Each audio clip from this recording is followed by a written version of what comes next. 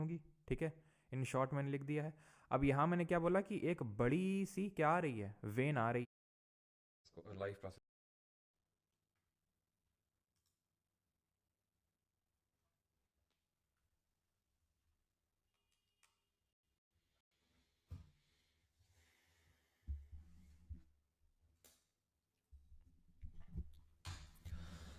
So hello everyone and good morning सभी को। उम्मीद करता हूँ मेरी वॉइस प्रॉपर आ रही सभी तक, एक बार कंफर्म करेंगे। तो आज हम लोग का रहने वाला है बायोलॉजी का लेक्चर नंबर 10th, जिसमें कि हम सर्कुलेटरी और एक्सक्रीटरी सिस्टम देखने वाले हैं। तो पिछले लेक्चर में जो कि हम लोग का परसों लेक्चर हुआ था, तो उसमें हम लोगों ने दो सिस्टम देखे थे लाइफ प्रोसेसेस के, जो हमारी लाइफ को चलाते हैं। एक तो डाइजेस्टिव सिस्टम पढ़ा था और दूसरा जो हमने पढ़ा था दैट वाज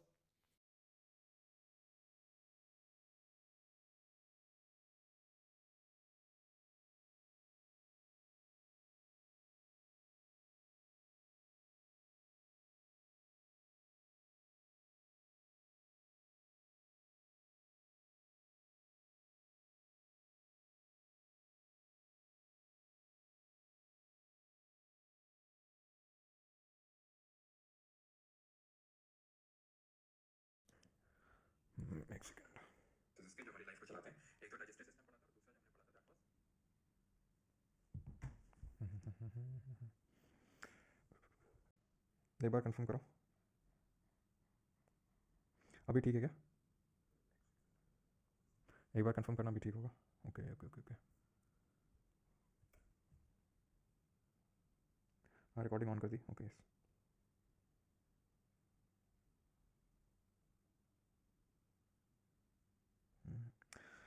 नहीं यार, अभी परमा डिफेंस चैनल आया तो नहीं है। ठीक, तो स्टार्ट करते हैं।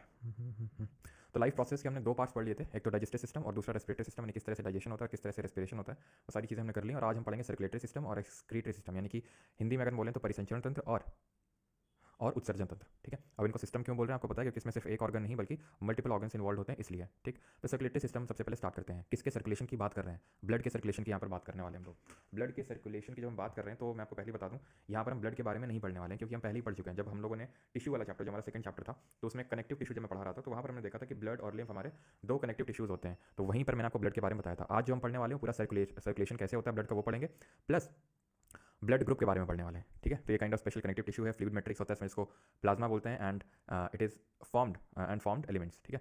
तो प्लाज्मा क्या होता है, वो सारी चीज़ें हम देख चुके हैं कि ब्लड का जो लिक्विड पार्ट होता है, जो रफली 92 सॉरी 55 जो रफली 55% होता है पूरी हमारी ब्लड का, और इसमें 92% वाटर होता है और लगभग 8% आपके प्रोटीन्स एंड अदर सब्सटेंसेस होते हैं, ठीक है। ऑलराइट, लिम्फ के बारे में पढ़ा था अभी। एक सेकंड।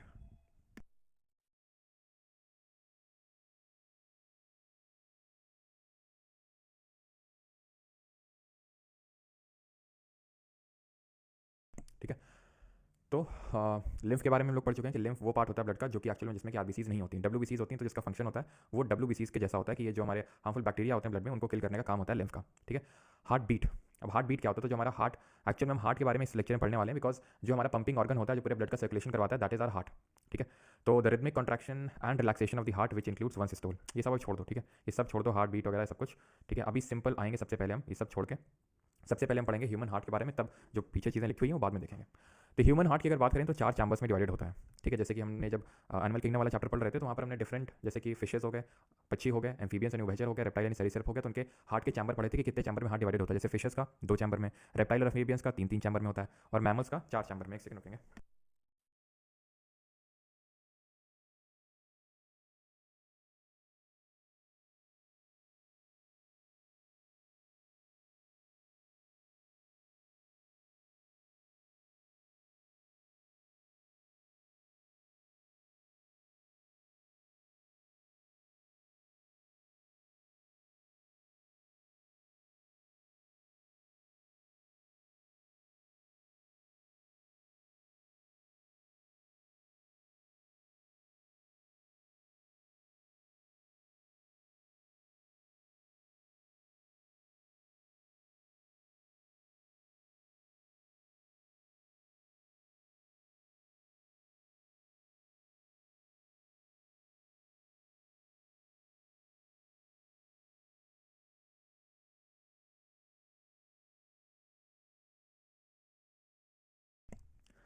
चलिए, सॉरी फॉर द डिस्टर्बेंस। तो हमारे ह्यूमन हार्ट में टोटल 4 चैम्बर होते हैं, और 4 चैम्बर किस तरह से होते हैं कुछ आप इस तरह से समझ सकते हो कि जो ऊपर का पार्ट होता है, ऊपर के पार्ट को हम ऑरिकल बोलते हैं, ठीक है, ऊपर के पार्ट को ऑरिकल बोलते हैं, और जिसको हिंदी में अलिंद, और नीचे वाले पार्ट को वेंट्रिकल बोलते हैं, यानी कि निलय। अब इसको हम राइट ऑर्टिकल और लेफ्ट ऑर्टिकल में डिवाइड करते हैं। ये होता है हमारा लेफ्ट ऑर्टिकल, ये होता है हमारा राइट ऑर्टिकल, राइट ऑर्टिकल, ये होता है लेफ्ट वेंट्रिकल, और ये होता है राइट वेंट्रिकल। ध्यान से समझेंगे, पूरे प्रोसेस को रिपीट नहीं करने वाला हूँ मैं, ठीक है। रिपीट करने का मतलब ये है कि फिर से पूरे सारी चीज़ों को बताना, और उतने अच्छे से मैं फिर से उतना अच्छे से नहीं हो पाएगा जितने अच्छे से पहली बार होता है। तो ध्यान से अपना पूरा फोकस लगा के, है ना, कमेंट सेक्शन से ध्यान हटा के बिल्कुल। एसएससी ने स्कैम किया है, वो हम डिस्कस कर लेंगे बाद में, लेकिन अभी इस पर फोकस कर लेते हैं, ठीक है।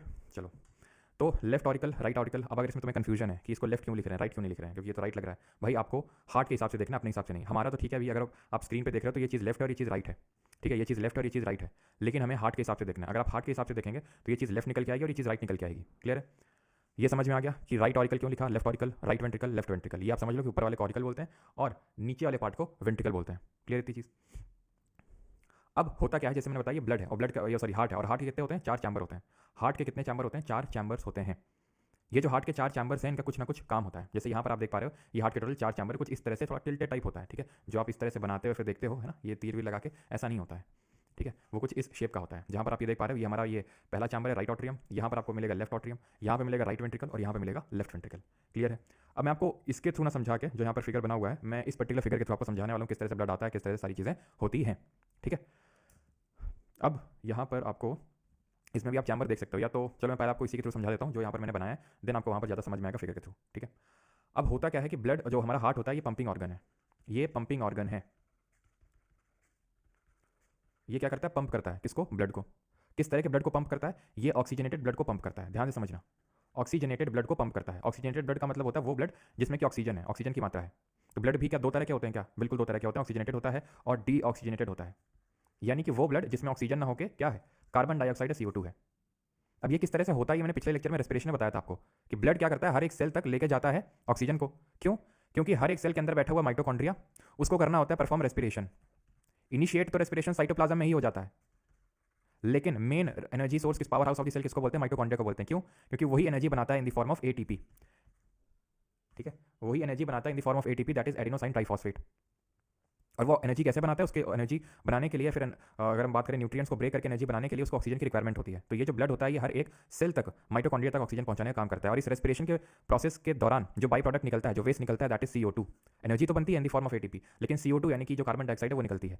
तो वो कार्बन डाइऑक्साइड जो ब्लड में रहेगी, जो ब्लड कार्बन डाइऑक्साइड लेके आएगा, उसको बोलेंगे डी ऑक्सीजनेटेड ब्लड। ये जो ऑक्सीजनेटेड ब्लड है, इसको कैरी करती हैं आर्टरी। कौन कैरी करेंगी? धमनी। और डी ऑक्सीजनेटेड ब्लड को कौन कैरी करेंगे? वेन, यानी कि शिराएं। समझ में आ गया? यानी आर्टरी लेके जाएंगी हर एक सेल तक, हर एक सेल तक। एक्चुअली होता क्या है, एक बड़ी सी आर्टरी होती है, अभी हम देखेंगे, बड़ी सी आर्टरी को बोलते हैं अरोटा या फिर ऑटा। ये छोटी छोटी छोटी छोटी आर्टरीज में बट जाती हैं, जिसको हम आर्टरी बोलते हैं, सिंपल आर्टरी। देन ये और छोटी छोटी आर्टरी में बट जाती हैं, इनको हम कैपिलरी बोलते हैं, और ये आपस में जुड़ी होती हैं छोटी छोटी वेन से। तो ये कैपिलरी नेटवर्क कहलाता है, जहाँ पे छोटी आर्टरी हैं, पहुंचाएंगे हर एक सेल तक ब्लड। सीधा तो ऐसे पाइप तो लगा नहीं कि सीधा आर्टरी जाके वहीं घुस जाएगी सेल में। छोटी छोटी, बहुत छोटी छोटी आपको कैपिलरीज देखने को मिलेंगी, जो हर एक सेल तक ऑक्सीजनेटेड ब्लड को पहुंचाएंगी। और जब CO2 प्रोड्यूस होगा हर एक सेल से, तो वही कैपिलरीज भी जो आपस में कनेक्टेड है, सब कैपिलरी नेटवर्क बना रखा है, वही डी ऑक्सीजनेटेड ब्लड को लेके आएंगी। कहाँ लेके आएंगी? हार्ट के पास लेके आएंगी। हार्ट क्या करेगा? पंप कर देगा। लेकिन यहाँ पर सोचने वाली बात है कि हार्ट के पास ऑक्सीजन आई कहाँ से? हार्ट के पास ऑक्सीजन आई कहाँ से? हार्ट ने ऑक्सीजनेटेड ब्लड को पंप कर दिया, उसके पास डी ऑक्सीजनेटेड ब्लड आया। कोई क्या मशीन लगी है जिससे कि वो सीधे यहाँ से डी ऑक्सीजनेटेड ब्लड डाला और वहाँ से ऑक्सीजनेटेड निकला? हार्ट के पास कोई मशीन नहीं है, ये काम लंग्स करते हैं, ये काम लंग्स का होता है। यहाँ पे वैसे में पिक्चर लगाई होती है, ठीक है। तो हार्ट क्या करते हैं? हार्ट ये डी ऑक्सीजनेटेड ब्लड को देते हैं। यहाँ पे बैठा हुआ है लंग्स। लंग्स में आपको पता है, वो हमने पिछले लेक्चर में पढ़ा था, होते हैं एल्वियोलाई, जहाँ पर एक्सचेंज ऑफ गैसेज होता है। CO2 आ जाता है अंदर, CO2 को एक्सेल कर देता है, O2 उसको डाल देता है, ठीक है। यहाँ पर भी वो कैपिलरी नेटवर्क बना हुआ है। तो ये जो डी ऑक्सीजनेटेड ब्लड था, ये अब ऑक्सीजनेटेड ब्लड में कन्वर्ट हो गया, ठीक है। अब ये कौन सा चैम्बर में किस तरह का ब्लड आता है वो हम पढ़ेंगे, ठीक है। तो जो लेफ्ट साइड वाला आपको पार्ट दिख रहा है, ये लेफ्ट साइड वाला, यहाँ पे डी ऑक्सीजनेटेड वाला ही आता है। कैसे? यहाँ पे लगी हुई है एक बड़ी सी, क्या यहाँ पे एक बड़ी सी लगी हुई है वेन। इस बड़ी सी वेन को बोलते हैं वेना कावा, इसको बोलते हैं वेना कावा, ठीक है। अब है क्या कि इसको मैं फिर से बनाऊंगा सो दैट कि थोड़ा प्रॉपर तरीके से समझा सकूं मैं आपको। तो ये जो वेना कावा है, ये एक्चुअल में एक अपने आप में तो है, लेकिन ये 2 बड़ी बड़ी वेन्स से मिलकर बना हुआ है। कैसे? वो जरा समझो। तो ये हमने अभी ड्रॉ किया था, ठीक है, इस तरह से। ये था हमारा, इसको मैं इन शॉर्ट अभी लिख दूं क्या? Right auricle. इसको मैं लिख दूं लेफ्ट ऑरिकल, इसको मैं लिख दूं राइट वेंट्रिकल, और इसको मैं लिख दूं लेफ्ट वेंट्रिकल। कोई प्रॉब्लम तो नहीं होगी, ठीक है। इन शॉर्ट मैंने लिख दिया है। अब यहाँ मैंने क्या बोला कि एक बड़ी सी क्या आ रही है? वेन आ रही है, ठीक है, जिसको बोलते हैं वेना कावा। ये कनेक्टेड है एक इससे थोड़ी सी छोटी, कुछ ज़्यादा मोटी हो गई है, ठीक है। ये जो है कनेक्टेड है इससे, इसको बोलते हैं सुपीरियर वेना कावा, इसको बोलते हैं इन्फीरियर वेना कावा, ठीक है। ये आपस में क्या करती हैं, मिल जाती हैं यहाँ पर, और ये क्या लाती हैं, ये लाती हैं, इसको बोलते हैं superior vena cava, superior vena cava, और ये क्या है, इन्फीरियर वेना कावा। इनका काम है डीऑक्सीजनेटेड ब्लड को लाना। अभी मैंने तुम्हें बताया था एक बड़ी सी आर्टरी होती है, इसको अरोटा बोलते हैं, वो छोटी छोटी आर्टरी में बढ़ती है और छोटी छोटी आर्टरी में, वैसे ही वेन्स के साथ भी है। ये सबसे बड़ी, आप ऐसे समझ लो, ये वेना कावा सबसे बड़ी वेन होती है। वेना कावा बढ़ती है, superior vena cava, inferior vena cava, जो हमारे हार्ट के ऊपर वाला बॉडी का पार्ट होता है ना, ब्रेन हो गया, मुंह वगैरह हो गया, गला वगैरह हो गया, तो यहाँ की सेल्स से जो CO2 निकला है, जो कैपिलरीज लेके आई हैं, वो छोटी छोटी वेन्स में बदल गई होंगी, सॉरी बड़ी बड़ी वेन्स में, कैपिलरीज से थोड़ी बड़ी होती है वेन्स, वेन से थोड़ी और बड़ी होती है सुपीरियर वेना कावा और इन्फीरियर वेना कावा, और उससे बड़ी होती है वेना कावा, जो पूरा डीऑक्सीजनेटेड ब्लड लेके लाके पटक देगी कहाँ पे, राइट ऑरिकल में। यानी कि वेन्स का काम क्या हुआ, वेन्स का काम हुआ कि ये डीऑक्सीजनेटेड ब्लड को लेके आएंगी किसके पास, किसके पास लेके आएंगी, ये लेके आएंगी हार्ट के पास, फ्रॉम डिफरेंट बॉडी ऑर्गन्स। तो डिफरेंट बॉडी ऑर्गन्स जो भी मैंने आपको बताया, दिमाग हो गया, मुंह हो गया, गला हो गया, तो यहाँ से सब पूरी कलेक्ट होकर सुपीरियर वेना कावा में आ जाएंगी, और पैर, फीट, ये सब है ना जो नीचे का हिस्सा है, उनसे सबसे वेन से कलेक्ट होकर इन्फीरियर वेना कावा के थ्रू सब राइट ऑरिकल में आ जाएगा। तो डीऑक्सीजनेटेड ब्लड आता है from different body parts to heart, heart के पास आ गया। अब हार्ट के पास कहाँ पे आया, किस चैम्बर में, अब तुम सिर्फ हार्ट नहीं बोलोगे, तुम बोलोगे राइट ऑरिकल, तुम स्पेसिफिक बोलोगे। और यहाँ पे लगी हुई है क्या, यहाँ पे लगी हुई ट्राइकस्पिड वॉल्व, यहाँ पे लगी हुई है ट्राइकस्पिड वॉल्व, नहीं है वॉल्व है, वॉल्व जैसे कि साइकिल के टायर में वॉल्व लगा होता है, ट्राइकस्पिड वॉल्व, जो सिर्फ एक साइड खुलता है, एक साइड खुलता है कि मतलब यहाँ से ब्लड गिरेगा राइट वेंट्रिकल में, ऊपर नहीं चढ़ पाएगा ये ब्लड। अब यहाँ से कहाँ जाएगा, यहाँ से जाएगा लंग्स के पास, क्यों जाएगा वो तुम्हें पता है, ऑक्सीजन लेने के लिए। तो यहाँ से कनेक्टेड होगा तुम्हारा एक बड़ा सा क्या, आर्टरी, बड़ा सा आर्टरी कनेक्टेड होगा, क्यों, क्योंकि भाई चलो भी बताऊंगा, ठीक है। अभी मैं आपको आर्टरी का काम क्या होता है, तो आर्टरी का काम होता है ब्लड को हार्ट से डिफरेंट बॉडी पार्ट्स में ले जाना, डिफरेंट बॉडी पार्ट्स में ले जाना। तो ये हार्ट है, हार्ट से कहाँ जा रहा है, लंग्स में, तो ये होगी पल्मोनरी आर्टरी। पल्मोनरी क्यों बोल रहे हैं, पल्मोनरी इसलिए बोल रहे हैं क्योंकि जब भी लंग्स की बात आती है, लंग्स की, तो पल्मोनरी शब्द का यूज करते हैं, pulmonary is the word for lungs. जब किडनी की बात आएगी तो रीनल शब्द का यूज करेंगे। तो यहाँ पे बैठे हुए लंग्स, मान लो ये लंग्स हैं, ये लंग्स क्या करेंगे, लंग्स इस डीऑक्सीजनेटेड ब्लड से इसमें CO2 निकालेंगे, ऑक्सीजन डाल देंगे जो छोटी छोटी कैपिलरी नेटवर्क है, एंड देन ये जो ऑक्सीजन युक्त ब्लड है, अब देखिए इसको मैंने डीऑक्सीजन ब्लड को पर्पल से ड्रॉ किया, मैं कोशिश कर रहा हूँ कि पर्पल या ब्लू कलर का यूज करूँ डीऑक्सीजनेटेड दिखाने के लिए, जैसे वेन्स में मैंने लिखा, और रेड कलर का यूज करूँ ये ऑक्सीजनेटेड ब्लड का मतलब दिखाने के लिए, ठीक है। तो लेफ्ट ऑरिकल में आएगा ब्लड, ये पूरा आके कलेक्ट हो जाएगा। लेकिन ऑरिकल की वॉल्स इतनी मोटी नहीं होती हैं, पतली होती हैं। अगर आप यहाँ पे देखो थोड़ा सा, यहाँ पे तो नीचे की वॉल्स मोटी हैं, यानी कि वेंट्रिकल की जो वॉल्स हैं वो मोटी हैं और ऑरिकल की पतली हैं। तो ऑरिकल की इसीलिए पतली है क्योंकि उसको सिर्फ रिसीव करना है, पंप नहीं करना है किसी चीज को, सिर्फ उसको रिसीव। यहाँ राइट ऑरिकल ने रिसीव किया था डीऑक्सीजनेटेड ब्लड को, लेफ्ट ऑरिकल रिसीव कर रहा है ऑक्सीजनेटेड ब्लड को, सिर्फ रिसीव करने का काम, पंप करने का काम यहाँ पे राइट वेंट्रिकल का था जो उसने पंप किया था टू दी लंग्स। और ये लेफ्ट ऑरिकल में यहाँ पे बाइकस्पिड वॉल्व लगी हुई है, इसको बोलते हैं बाइकस्पिड वॉल्व। इसको ट्राइकस्पिड इसलिए बोलते हैं क्योंकि इसमें 3 फ्लैप्स होते हैं, 3 फ्लैप लाइक ऐसे स्ट्रक्चर होते हैं। इसको बाइकस्पिड इसलिए बोलते हैं क्योंकि इसमें 2 फ्लैप लाइक स्ट्रक्चर होते हैं।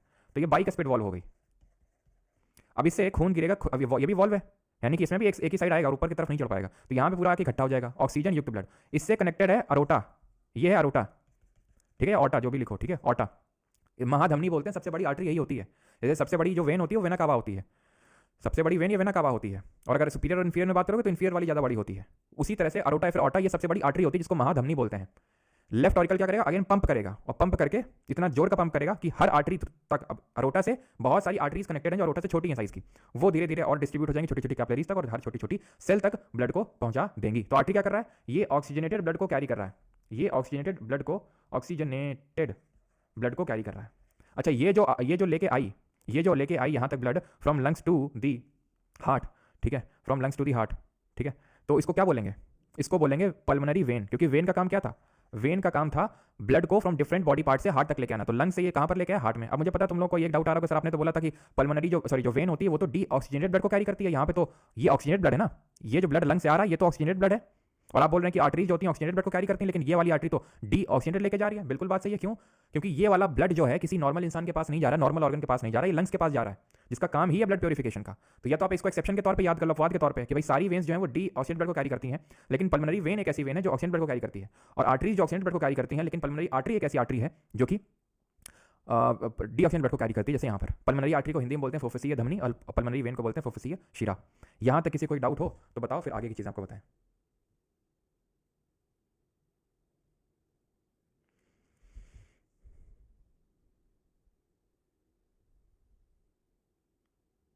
हाँ, यहाँ पे सॉरी गलती से मैंने वो लिख दिया, वेन होगा।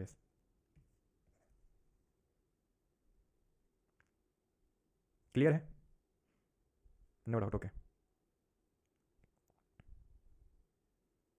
सर एक बार ऑटा का फंक्शन बता दी चारू शर्मा। चारू जी, ऑटा सबसे बड़ी आर्टरी है।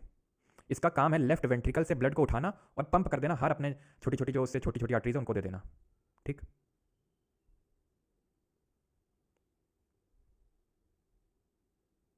Once more. बेटा यहाँ कोई शो नहीं चल रहा है, वंस मोर है ना, उसको पीछे करो और फिर से देखो। अब यहाँ पर मैं इसके थ्रू आपको समझाता हूँ कि किस तरह से हुई सारी चीज़ें। ठीक है, तो यहाँ पर आप देख रहे हैं इन्फीरियर वेना कावा, यहाँ पर आप देख रहे हैं सुपीरियर वेना कावा। ये मत सोचना कि पीछे की तरफ से आ रही है, इन्फीरियर वेना कावा पीछे की तरफ से आ रही है, दोनों एक कॉमन वेना कावा मिल जाएंगी और राइट आर्टरी में ब्लड आ जाएगा पूरा। ये ब्लड कैसा है? डी ऑक्सीजनेटेड ब्लड है ये इसमें ऑक्सीजन नहीं है। ये वॉल्व है, ट्राइकस्पिड वॉल्व खुला राइट वेंट्रिकल में। ये राइट वेंट्रिकल वाले चैम्बर, ये चैम्बर से कनेक्टेड है, ये पल्मोनरी आर्टरी। ये लेके जाएगी लंग्स के पास। लंग्स क्या करेंगे? पल्मोनरी वेन के थ्रू लेफ्ट आर्टरी में भेज देंगे, और जब लेफ्ट आर्टरी में भेज देंगे तो यहाँ पर लगी हुई है बाइकस्पिड वॉल्व, ठीक है, जिसको हम मित्रल वॉल्व भी बोल रहे हैं। एंड देन इसके बाद ये यहाँ से वॉल्व खुलेगी, यहाँ पर ऑक्सीजन युक्त ब्लड आ जाएगा। देन ये जो आपको दिख रही है, ये है ऑटा। ये ब्लड को पंप करेगी चारों दिशाओं में, देख रहे हो? ये ऑटा सबसे बड़ी आर्टरी होती है। अब होता क्या है कि जब हमारा ब्लड, जो हमारा हार्ट है वो कॉन्ट्रैक्ट करता है, तो कॉन्ट्रैक्ट जब करता है तो उसको हम बोलते हैं सिस्टोल। सब पीछे लिखा हुआ है वैसे तो, लेकिन मैं यहाँ पे लिख देता हूँ सिस्टोल। और जब रिलैक्स करता है तो डायस्टोल। अच्छा, जब कंप्रेस करता होगा तो आप समझ सकते हो कि जब वो कंप्रेस करता होगा तो राइट वेंट्रिकल और लेफ्ट वेंट्रिकल अपना काम करते होंगे धक्के से ब्लड को पहुंचाने के लिए पल्मोनरी आर्टरी, जिसको आप धक धक बोलते हो, लेकिन धक धक नहीं, वो पीछे देखना लब डब होता है, लब डब, ये साउंड होता है हार्ट का। तो राइट वेंट्रिकल दोनों, जब ब्लड हमारा हार्ट हमारा कॉन्ट्रैक्ट करेगा तो ब्लड पंप होगा आउट फ्रॉम दी हार्ट, तो खाली हो जाएगा पूरा हार्ट। ठीक है, डी ऑक्सीडेंट सब चला जाएगा। जब रिलैक्स होगा तो रिलैक्स वाली फेस को बोलते हैं डायस्टोल। डायस्टोल का मतलब है वो ब्लड को रिसीव कर रहा है हार्ट इन वेना कावा से, पल्मोनरी वेन से जो लंग से ऑक्सीजन ब्लड आ रहा है। तो जब रिलैक्स करेगा तो भरा होगा ब्लड इसमें, किसमें? हार्ट में। और जब ये कॉन्ट्रैक्ट करेगा तो पूरा खाली हो चुका होगा क्योंकि उसने ब्लड को फेंक दिया है। जब ये सिस्टोल होता है तो सिस्टोल कितना प्रेशर होता है हार्ट का? 120 mm ऑफ एच जी। ठीक है, अगर इससे ऊपर है तो उसको हाई बीपी बोलते हैं। और डायस्टोल के टाइम पे 80 mm ऑफ एच जी, ठीक, रिलैक्स के टाइम पे। अब जब वो कॉन्ट्रैक्ट कर रहा है तो जब हम सिस्टोल की बात करते हैं ना, सिस्टोल या डायस्टोल, तो मेनली हमारे वेंट्रिकल्स काम करते हैं। वेंट्रिकल, तो ये ventricular contraction and ventricular relaxation होता है, क्योंकि अभी मैंने बताया वेंट्रिकल को तो ही पंप करना पड़ रहा है, वेंट्रिकल लंग्स को भी पंप कर रहा है डी ऑक्सीजन ब्लड को, और लेफ्ट वेंट्रिकल पंप कर रहा है ऑक्सीजनेटेड ब्लड को फ्रॉम थ्रू ऑटा। तो जब हम बात करते हैं कॉन्ट्रैक्शन रिलैक्सेशन की, तो हम वेंट्रिकुलर कॉन्ट्रैक्शन और वेंट्रिकुलर रिलैक्सेशन की बात करते हैं। यहाँ पर जो आप इस तरह का कुछ देख पा रहे हैं, यहाँ पर एक्चुअल में राइट ऑट्रियम में कुछ ऐसी ट्यूब लाइक स्ट्रक्चर आप बोल सकते हो, ट्यूब्स होती हैं, फिर वेन्स होती हैं, जो कि क्या काम करती हैं, उनको हम बोलते हैं सिनो आर्ट्रियल नोड। ऐसे नोड भी इन शॉर्ट बोलते हैं। ये जो सिस्टोल और डायस्टोल में बता रहा हूँ, तो इसके लिए इलेक्ट्रिकल इंपल्सेस की जरूरत होती हैं। इलेक्ट्रिकल इंपल्सेस, जैसे फॉर एग्जांपल जब आपने देखा होगा किसी को अगर हार्ट अटैक आता है तो आपने देखा होगा कुछ ऐसे इलेक्ट्रिक शॉक्स दिए जाते हैं हार्ट में। उसका पीछे का रीज़न यही होता है कि उस सिनो आर्ट्रियल नोड का वो मेन काम होता है कि वो इलेक्ट्रिकल इंपल्सेस देता है कि भाई हार्ट सही से बीट करे, अजीब तरीके से बीट ना करने लगे, बहुत ज़्यादा भी नहीं बहुत कम भी नहीं, तो अजीब तरह से जब बीट होता है तो तभी उसी टाइम कार्डियक अरेस्ट आता है। ठीक है, तो उसी को ठीक करने के लिए जो आप सुनते हैं सीपीआर, ठीक है, सीपीआर दिया जाता है जब कार्डियक अरेस्ट आता है, क्योंकि सिनो आर्ट्रियल नोड ढंग से फंक्शन नहीं कर पा रहा है या फिर उसको इलेक्ट्रिकल इंपल्सेस ढंग से नहीं भेज पा रहा है। तो सिनो आर्ट्रियल नोड कहाँ पर लोकेटेड है? ये राइट आर्ट्रियम में लोकेटेड है, इलेक्ट्रिकल इंपल्सेस भेजने का काम होता है।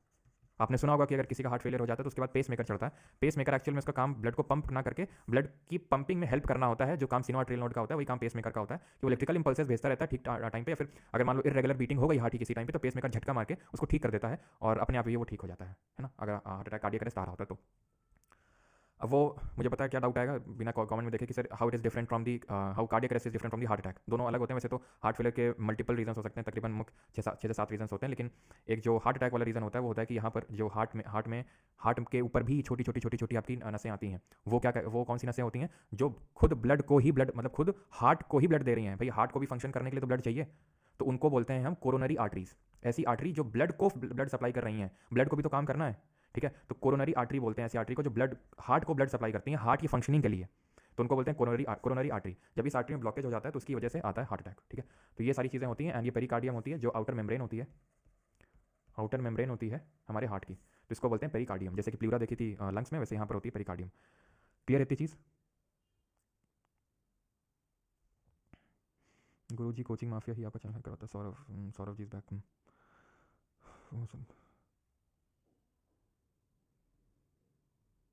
एंजियोप्लास्टी में क्या होता है कि अगर जैसे ये कोरोनरी आर्टरी ब्लॉक हो जाती है तो इस तरह का कुछ, मुझे नाम याद नहीं आ रहा, वो डाला जाता है जिससे कि वो ब्लॉकेज को प्रिवेंट किया जाता है। हाँ, उसमें भी फर्दर ब्लॉकेज हो सकते हैं आगे जाके, लेकिन फॉर द टाइम बिंग वो जो ब्लॉकेज है उसको हटा के ये पंप डाल दिया जाता है उसमें। कुछ बोलते हैं इस तरह का स्ट्रक्चर होता है, क्रॉस नेट टाइप बना होता है ऐसा कुछ। ठीक है, चलिए अब ये जो हमारा ऑर्टा, जो आपने सुना होगा पल्स रेट, सुना ना सबने? पल्स रेट सुना है? पल्स पल्स रेट का मतलब होता है how many times heart beating per minute, heart beat per minute, ठीक है।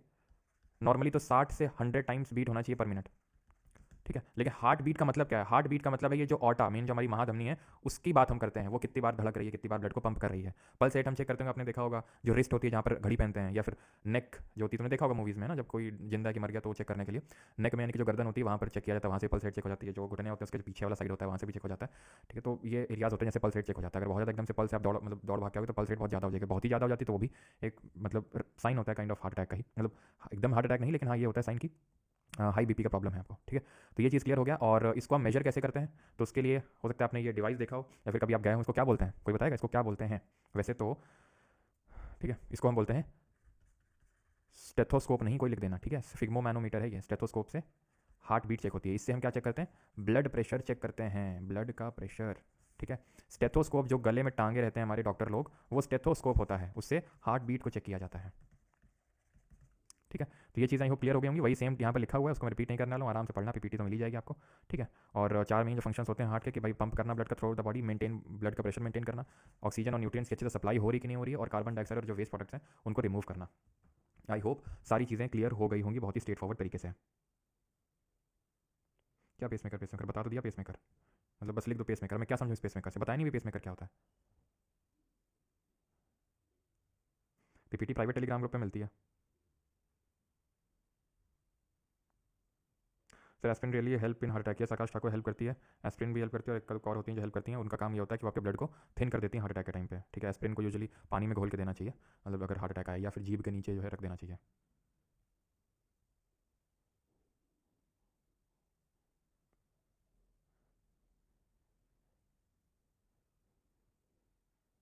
सर मैंने 1,500 कार्डियक अरेस्ट क्या डिफरेंट चीज़ें होती हैं, खैर वो हम डिस्कस नहीं कर रहे हैं। जैसे कोलेस्ट्रॉल अगर बढ़ गया, या फिर अपने आप हेरिडिटरी होता है कई लोगों का, जो वॉल होती है आर्टरी की वो थिक होने लगती है, धीरे धीरे मोटी होने लगती है, तो उससे भी सडन कार्डियक अरेस्ट आता है। या फिर कोलेस्ट्रॉल अगर जमा होने लगता है तो उसकी वजह से भी आता है, हाई बीपी का प्रॉब्लम होता है तो उसकी वजह से भी, ठीक है। चलिए, तो अभी आते हैं हम यहाँ पर ये सारी चीज़ों को एक बार रिवाइज कर लेते हैं, ठीक है, कि कार्डियक आउटपुट क्या होता है। तो the amount of blood pumped by heart per minute is called as cardiac और हार्ट आउटपुट, ठीक है। कि अमाउंट ऑफ ब्लड कितना पंप हुआ है, the value of cardiac output of a normal person is about इतना, ठीक है। 5 लीटर का लगभग पर मिनट जो ब्लड है वो पंप होता है, आप समझ सकते हैं 5 लीटर ब्लड, इसको बोलते हैं कार्डियक आउटपुट, ऑलराइट। देन ये इलेक्ट्रोकार्डियोग्राफ क्या होता है, जिसको आप ईसीजी सुनते हो, ठीक है। इलेक्ट्रोएंसेफेलोग्राम अलग होता है, ईईजी होता है ब्रेन का, ध्यान रखना। ये जो बात कर रहे हैं ये ईसीजी है, ये आपके हार्ट बीटिंग को जो है इस फॉर्म में रिकॉर्ड करता है, ग्राफ में प्लॉट किया जाता है। तो the machine use to record cardiogram. तो अगर आपका मतलब जिन लोगों का हार्ट बीट करता है तो इस तरह से आता है, जिन लोगों का हार्ट मतलब फंक्शन करना बंद कर दिया है, तो जो लोग डेड हो चुके हैं तो एकदम उस पूरा एकदम स्ट्रेट लाइन हो जाता है, ठीक है। तो एक्चुअली ऐसा नहीं कि एकदम स्ट्रेट लाइन और ऐसे ऐसे मतलब ऐसे ऐसे भी है तो ठीक है, नहीं। इससे चेक किया जाता है कि आपका जो हार्ट है वो नॉर्मल तरीके से बीट कर रहा है कि नहीं, इरेगुलर तरीके से तो बीट नहीं कर रहा है। ऐसा तो नहीं कि जो इंपल्सेस जो भेजता है, इलेक्ट्रिकल इंपल्सेस जो ऐसे नोड होता है, सिनोटियल नोड, वो ढंग से नहीं भेज रहा हो, तो वो भी इसमें रिकॉर्ड हो जाता है। वो डॉक्टर ही उसको ऑब्जर्व कर पाते हैं उस ग्राफ को ढंग से कि इरेगुलर बीटिंग तो नहीं हो रही है हार्ट की, क्लियर है। हम आरबीसीज के बारे में पढ़ चुके हैं, कोई इलेक्ट्रोसाइट बोलते हैं, सारी चीज़ें पढ़ सकते हैं। कि नॉन न्यूक्लिएटेड होते हैं, अपनी मेच्योर स्टेज में सबसे ज़्यादा आपके पाए जाते हैं। किस शेप के होते हैं? तो बाइकॉन्केव डिस्क शेप के होते हैं। 120 दिन का टाइम पीरियड होता है, बोन मैरो में बनते हैं, खत्म कहाँ पे होते हैं? तो एक ऑर्गन होता है जिसको लिम्फॉइड ऑर्गन बोलते हैं, बीन शेप का होता है, इसको स्प्लीन या फिर स्प्लीहा बोलते हैं। तो वहाँ पे जाके ये खत्म हो जाते हैं, डेड हो जाते हैं। ल्यूकोसाइट की अगर बात करें तो ये व्हाइट ब्लड सेल के नाम से जाने, मतलब व्हाइट ब्लड सेल्स होती हैं हमारे, इनको ल्यूकोसाइट से बोलते हैं। और इनके डिफरेंट टाइप होते हैं, मोनोसाइट, लिम्फोसाइट, योसिनोफिल, बासोफिल, ये सब इसके न्यूट्रोफिल टाइप होते हैं। प्लेटलेट जिनको थ्रोम्बोसाइट भी बोलते हैं यहाँ पे, और ये भी बोन मैरो में बनते हैं आरबीसी और डब्ल्यूबीसी की तरह, और इनका काम होता है ब्लड की क्लॉटिंग का, है ना। ये सारी चीज़ें हम सब कुछ पहले ही पढ़ चुके हैं। लिम्फ ये कलरलेस फ्लूइड होता है क्योंकि इसमें आरबीसीज आपको देखने को नहीं मिलते हैं, इसका वही काम होता है जो कि हमारा डब्ल्यूबीसीज का काम होता है, ठीक है। एंड अब हम यहाँ पर पढ़ने वाले हैं इन शॉर्ट ब्लड ग्रुप के बारे में। बहुत ज़्यादा क्वेश्चन तो इस टॉपिक से आपके नहीं बनते हैं जो आपका ब्लड ग्रुप वाला टॉपिक है, लेकिन कुछ तो क्वेश्चन बन ही जाते हैं। और एक चीज़ आगे बढ़ने से पहले, कि जो अभी हम लोगों ने ब्लड सर्कुलेशन पढ़ा है ना, तो जो हमने ब्लड सर्कुलेशन पढ़ा इसकी डिस्कवरी किसने करी थी? तो it was discovered by William Harvey, ठीक है। तो विलियम हार्वे ने इसकी डिस्कवरी करी थी। इसी तरह से जब हम ब्लड ग्रुप के बारे में पढ़ने जा रहे हैं, इसकी डिस्कवरी किसने करी थी? ठीक है, तो यहाँ पर इसकी डिस्कवरी करी थी कार्ल लैंडस्टीनर ने, ठीक है। कार्ल लैंडस्टीनर ने इसकी डिस्कवरी करी थी। अब ब्लड ग्रुप होता क्या है ना, आप में से काफ़ी लोग होंगे जिनको अपना ब्लड ग्रुप ही नहीं पता हो। कितने लोग हैं जिनको अभी अपना ब्लड ग्रुप ही नहीं पता है कि उनका ब्लड ग्रुप क्या है? तो ब्लड ग्रुप कैसे पता लगाते हैं? तो ब्लड ग्रुप बड़ा आसान है पता लगाना। जैसे आपका ब्लड निकाला जाता है, उसमें आरबीसीज को देखा जाता है। तो आरबीसीज हमारी बाइकॉन्केव डिस्क शेप की होती हैं, उसके आसपास कुछ ना कुछ एंटीजन अटैच्ड होते हैं, एंटीजन अटैच्ड होते हैं उसके। अच्छा, ओ नेगेटिव तो यार काफ़ी रेयर होता है। मेरा तो बी पॉजिटिव ठीक है, बी पॉजिटिव है।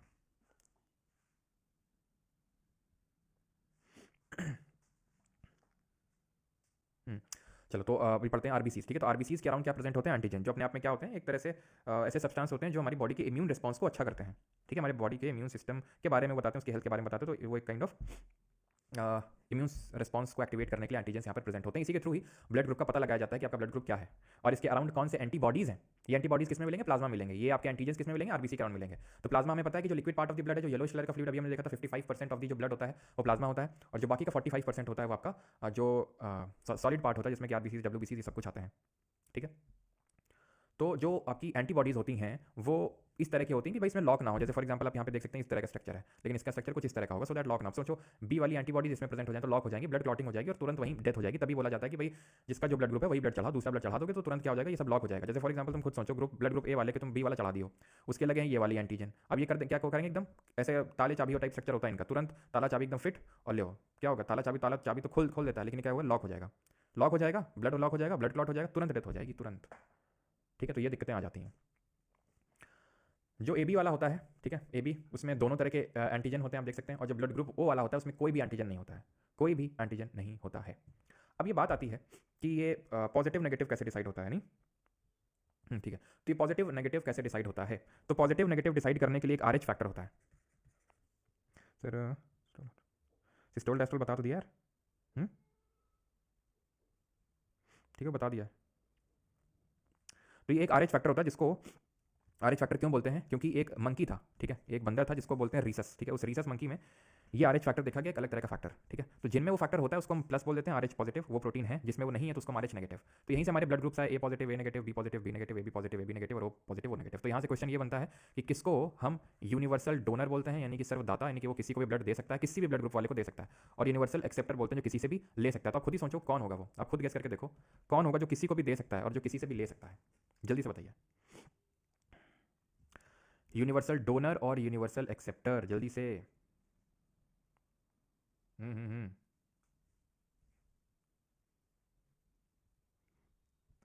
ओ negative, yes, O negative universal donator, और ए बी पॉजिटिव होगा, ठीक है, ए बी पॉजिटिव। तो यूनिवर्सल डोनर होता है आपका ओ नेगेटिव, जो किसी को भी ब्लड डोनेट कर सकता है, और यूनिवर्सल एक्सेप्टर होता है ए बी पॉजिटिव। ये इंपॉर्टेंट होता है कि नेगेटिव पॉजिटिव भी आपको पता होना चाहिए, ठीक है। और एक और बहुत ही रेयर ब्लड ग्रुप होता है जिसको बोलते हैं बॉम्बे ब्लड ग्रुप, ठीक है। हाँ, बॉम्बे ब्लड ग्रुप, इसकी सबसे पहले मतलब बहुत ही रेयर होता है, बहुत ही रेयर लोगों में होता है बॉम्बे ब्लड ग्रुप। ये जो क्वेश्चन बनता है यहाँ पे, वो ये क्वेश्चन बनता है कि किसने इसकी डिस्कवरी करी थी। तो एक हमारे बॉम्बे के डॉक्टर थे, उनका नाम था वाई एम भेंडे, ठीक है, उनका नाम था वाई एम भेंडे। उन्होंने इसकी डिस्कवरी करी थी और इसको बॉम्बे ब्लड ग्रुप बोलते हैं, बिकॉज इसकी सबसे पहले जो डिस्कवरी हुई थी या फिर सबसे पहले जो ब्लड ग्रुप मिला था वो बॉम्बे में मिला था, इसलिए इसको हम बॉम्बे ब्लड ग्रुप बोलते हैं, ठीक है। ज़्यादा क्वेश्चन नहीं बनते, मेन इससे यही क्वेश्चन बनता है यूनिवर्सल डोनर किसको बोलते हैं, एक्सेप्टर किसको बोलते हैं। बाकी तो ऐसे ज़्यादा इससे क्वेश्चन नहीं बनते। और ये ध्यान रखना किसने डिस्कवरी करी थी, कार्ल लैंडस्टीनर ने करी थी इसकी, ठीक है। और वाई एम भेंडे ने इसकी डिस्कवरी कब करी थी बॉम्बे ब्लड ग्रुप की? 1952 में जो है डिस्कवरी करी गई थी बॉम्बे ब्लड ग्रुप की। ये भी कभी कभी पूछ लेता है भाई वाई एम भेंडे, ठीक है। अब हम आएंगे अपने अगले सिस्टम में, दैट इज एक्सक्रीटरी सिस्टम, उत्सर्जी तंत्र इसको बोलते हैं। तो खाना खाया, डाइजेशन, ठीक है, उसको पचाया, उसको यूज़ किया, उससे एनर्जी बनाई, रेस्पिरेशन, ब्लड को सर्कुलेट करवाया, सर्कुलेटरी सिस्टम। अब जो वेस्ट मटेरियल है उसको हम बाहर निकालेंगे, उसको बोलते हैं एक्सक्रीटरी सिस्टम, उत्सर्जी तंत्र, जिससे हम अपनी बॉडी के वेस्ट को बाहर निकालेंगे। जिस तरह की डाइजेस्टिव सिस्टम में हमारा मेन ऑर्गन क्या था, तो मेन ऑर्गन अगर हम देखें तो स्टमक, स्मॉल इंटेस्टाइन थे। फिर हमने बात करी थी रेस्पिरेशन की, तो उसमें हमारा मेन ऑर्गन क्या था, लंग्स थे, रेस्पिरेटरी सिस्टम में। सर्कुलेटरी सिस्टम में हार्ट था, उसी तरह एक्सक्रीटरी सिस्टम में किडनी होती है, ठीक है। Main organ, not the only organ, because और भी ऑर्गन इन्वॉल्व होते हैं एक्सक्रीशन में। यहाँ तक कि जो हमारी स्किन होती है, त्वचा होती है, वो भी एक्सक्रीशन में इन्वॉल्व होती है। वो भी तो एक्सेस वाटर और ये जो सॉल्ट निकालती है गर्मी के टाइम पे, जो हम स्वेटिंग करते हैं, तो वो क्या है, body's system of excreting the waste. वो वेस्ट को जो निकालती है हमारी बॉडी से, वो एक्चुअल में वो जो हम जो मतलब स्वेटिंग करते हैं तो क्या होता है, उससे हमारा वेस्ट ही तो निकलता है बॉडी का। तो वो भी एक है। लिवर भी इसमें काम करता है, लिवर भी इसमें काम करता है। कैसे काम करता है वो भी हम अभी देखेंगे। लेकिन मेन जो ऑर्गन यहाँ पर काम करता है वो हमारा किडनी करता है। तो पहले हम किडनी की फंक्शनिंग समझेंगे कि किस तरह से किडनी ब्लड से सॉलिड वेस्ट को निकालती है। ध्यान रखना, ब्लड को प्यूरीफाई नहीं करती है। ब्लड को प्यूरीफाई करने का काम तो लंग्स का ही होता है कि वो डी ऑक्सीजनेटेड ब्लड को ऑक्सीजनेटेड ब्लड में कन्वर्ट कर रहा है।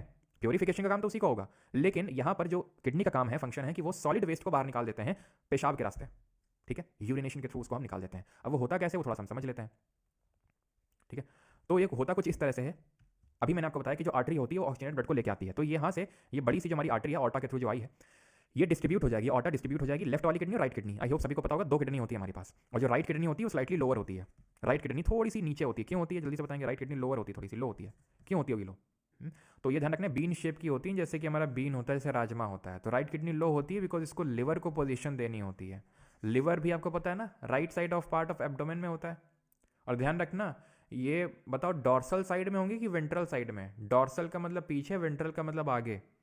तो हार्ट तो हमारा वेंट्रल साइड में होता है, आगे की साइड होता है, लेकिन किडनी पीछे की साइड होती है, यानी कि डॉर्सली लोकेटेड होती है, डॉर्सल साइड में, ठीक है, लोकेटेड ऑन डॉर्सल साइड। अब तुम्हें लगता होगा किडनी काफ़ी बड़ी है, लेकिन इनका लेंथ देख लो कितना है, मात्र 10 से 12 सेंटीमीटर, 15 सेंटीमीटर की वो नटराज की स्केल यूज़ करते थे, जिसको हम पटरी बोलते थे। जब पढ़ते थे एक बार ऐसे बोल दिए थे पटरी, सर जी पटरी है, नहीं पटरी बोल दिया था, पटरी बोल दिया था, डांडी बोल दिया था, डांडी भी बोलते थे, पटरी बोलते थे। मास्टर जी मौज ले लिए उस दिन हमारी, ठीक है। खैर हमने फिर रोके नहीं, हम उस दिन से फिर पहले तो उसका भी स्केल बोल भी देते थे, लेकिन फिर से हम पटरी बोलते थे उसको, पटरी और डांडी। 5 से 7 सेंटीमीटर की इसकी विड्थ होती है, चौड़ाई होती है, तो बहुत मतलब ऐसे छोटी होती है, और 2 से 3 सेंटीमीटर ही थिक होती है, ठीक है। तो ये ऑक्सीजन युक्त तो ब्लड आ गया, किडनी को लेना देना ऑक्सीजन से है ही नहीं। अब ऐसा मत समझना कि ऑक्सीजन से भरा ब्लड है तो वो काफ़ी अच्छा ब्लड होगा, वेस्ट होता है भाई, इसमें वेस्ट होता है। यहाँ तक कि ये जो नीला नीला दिख रहा है, ये नीला क्यों दिखाया गया है यहाँ पे, ये दिखाने के लिए कि इससे डी ऑक्सीजनेटेड ब्लड कैरी हो रहा है। लेकिन तुम्हें बता दूं कि ये साफ ब्लड है, इसमें CO2 तो मतलब इसमें O2 तो नहीं है, वो बात तो ठीक है, लेकिन इसमें सॉलिड वेस्ट नहीं है। क्यों नहीं है, कहाँ गया, वो भी तो पढ़ते हैं। तो ये जो ऑक्सीजनेटेड ब्लड आया इसके थ्रू, ये दोनों किडनी में चला जाएगा, left right renal artery right side की किडनी, और left renal artery left side की किडनी में। जब अंदर जाएगा तो क्या होगा, हर किडनी के अंदर मिलियंस ऑफ नेफ्रॉन होते हैं, हर किडनी के अंदर मिलियंस ऑफ नेफ्रॉन होते हैं, जो बेसिक यूनिट होती है हमारी किडनी की। बेसिक यूनिट क्या होती है, कोई भी सेल होती है, तो नेफ्रॉन क्या है, सेल है एक तरह की, आप ये समझ सकते हो। जैसे कि न्यूरॉन थी हमारी बेसिक यूनिट नर्वस सिस्टम की, तंत्रिका तंत्र की।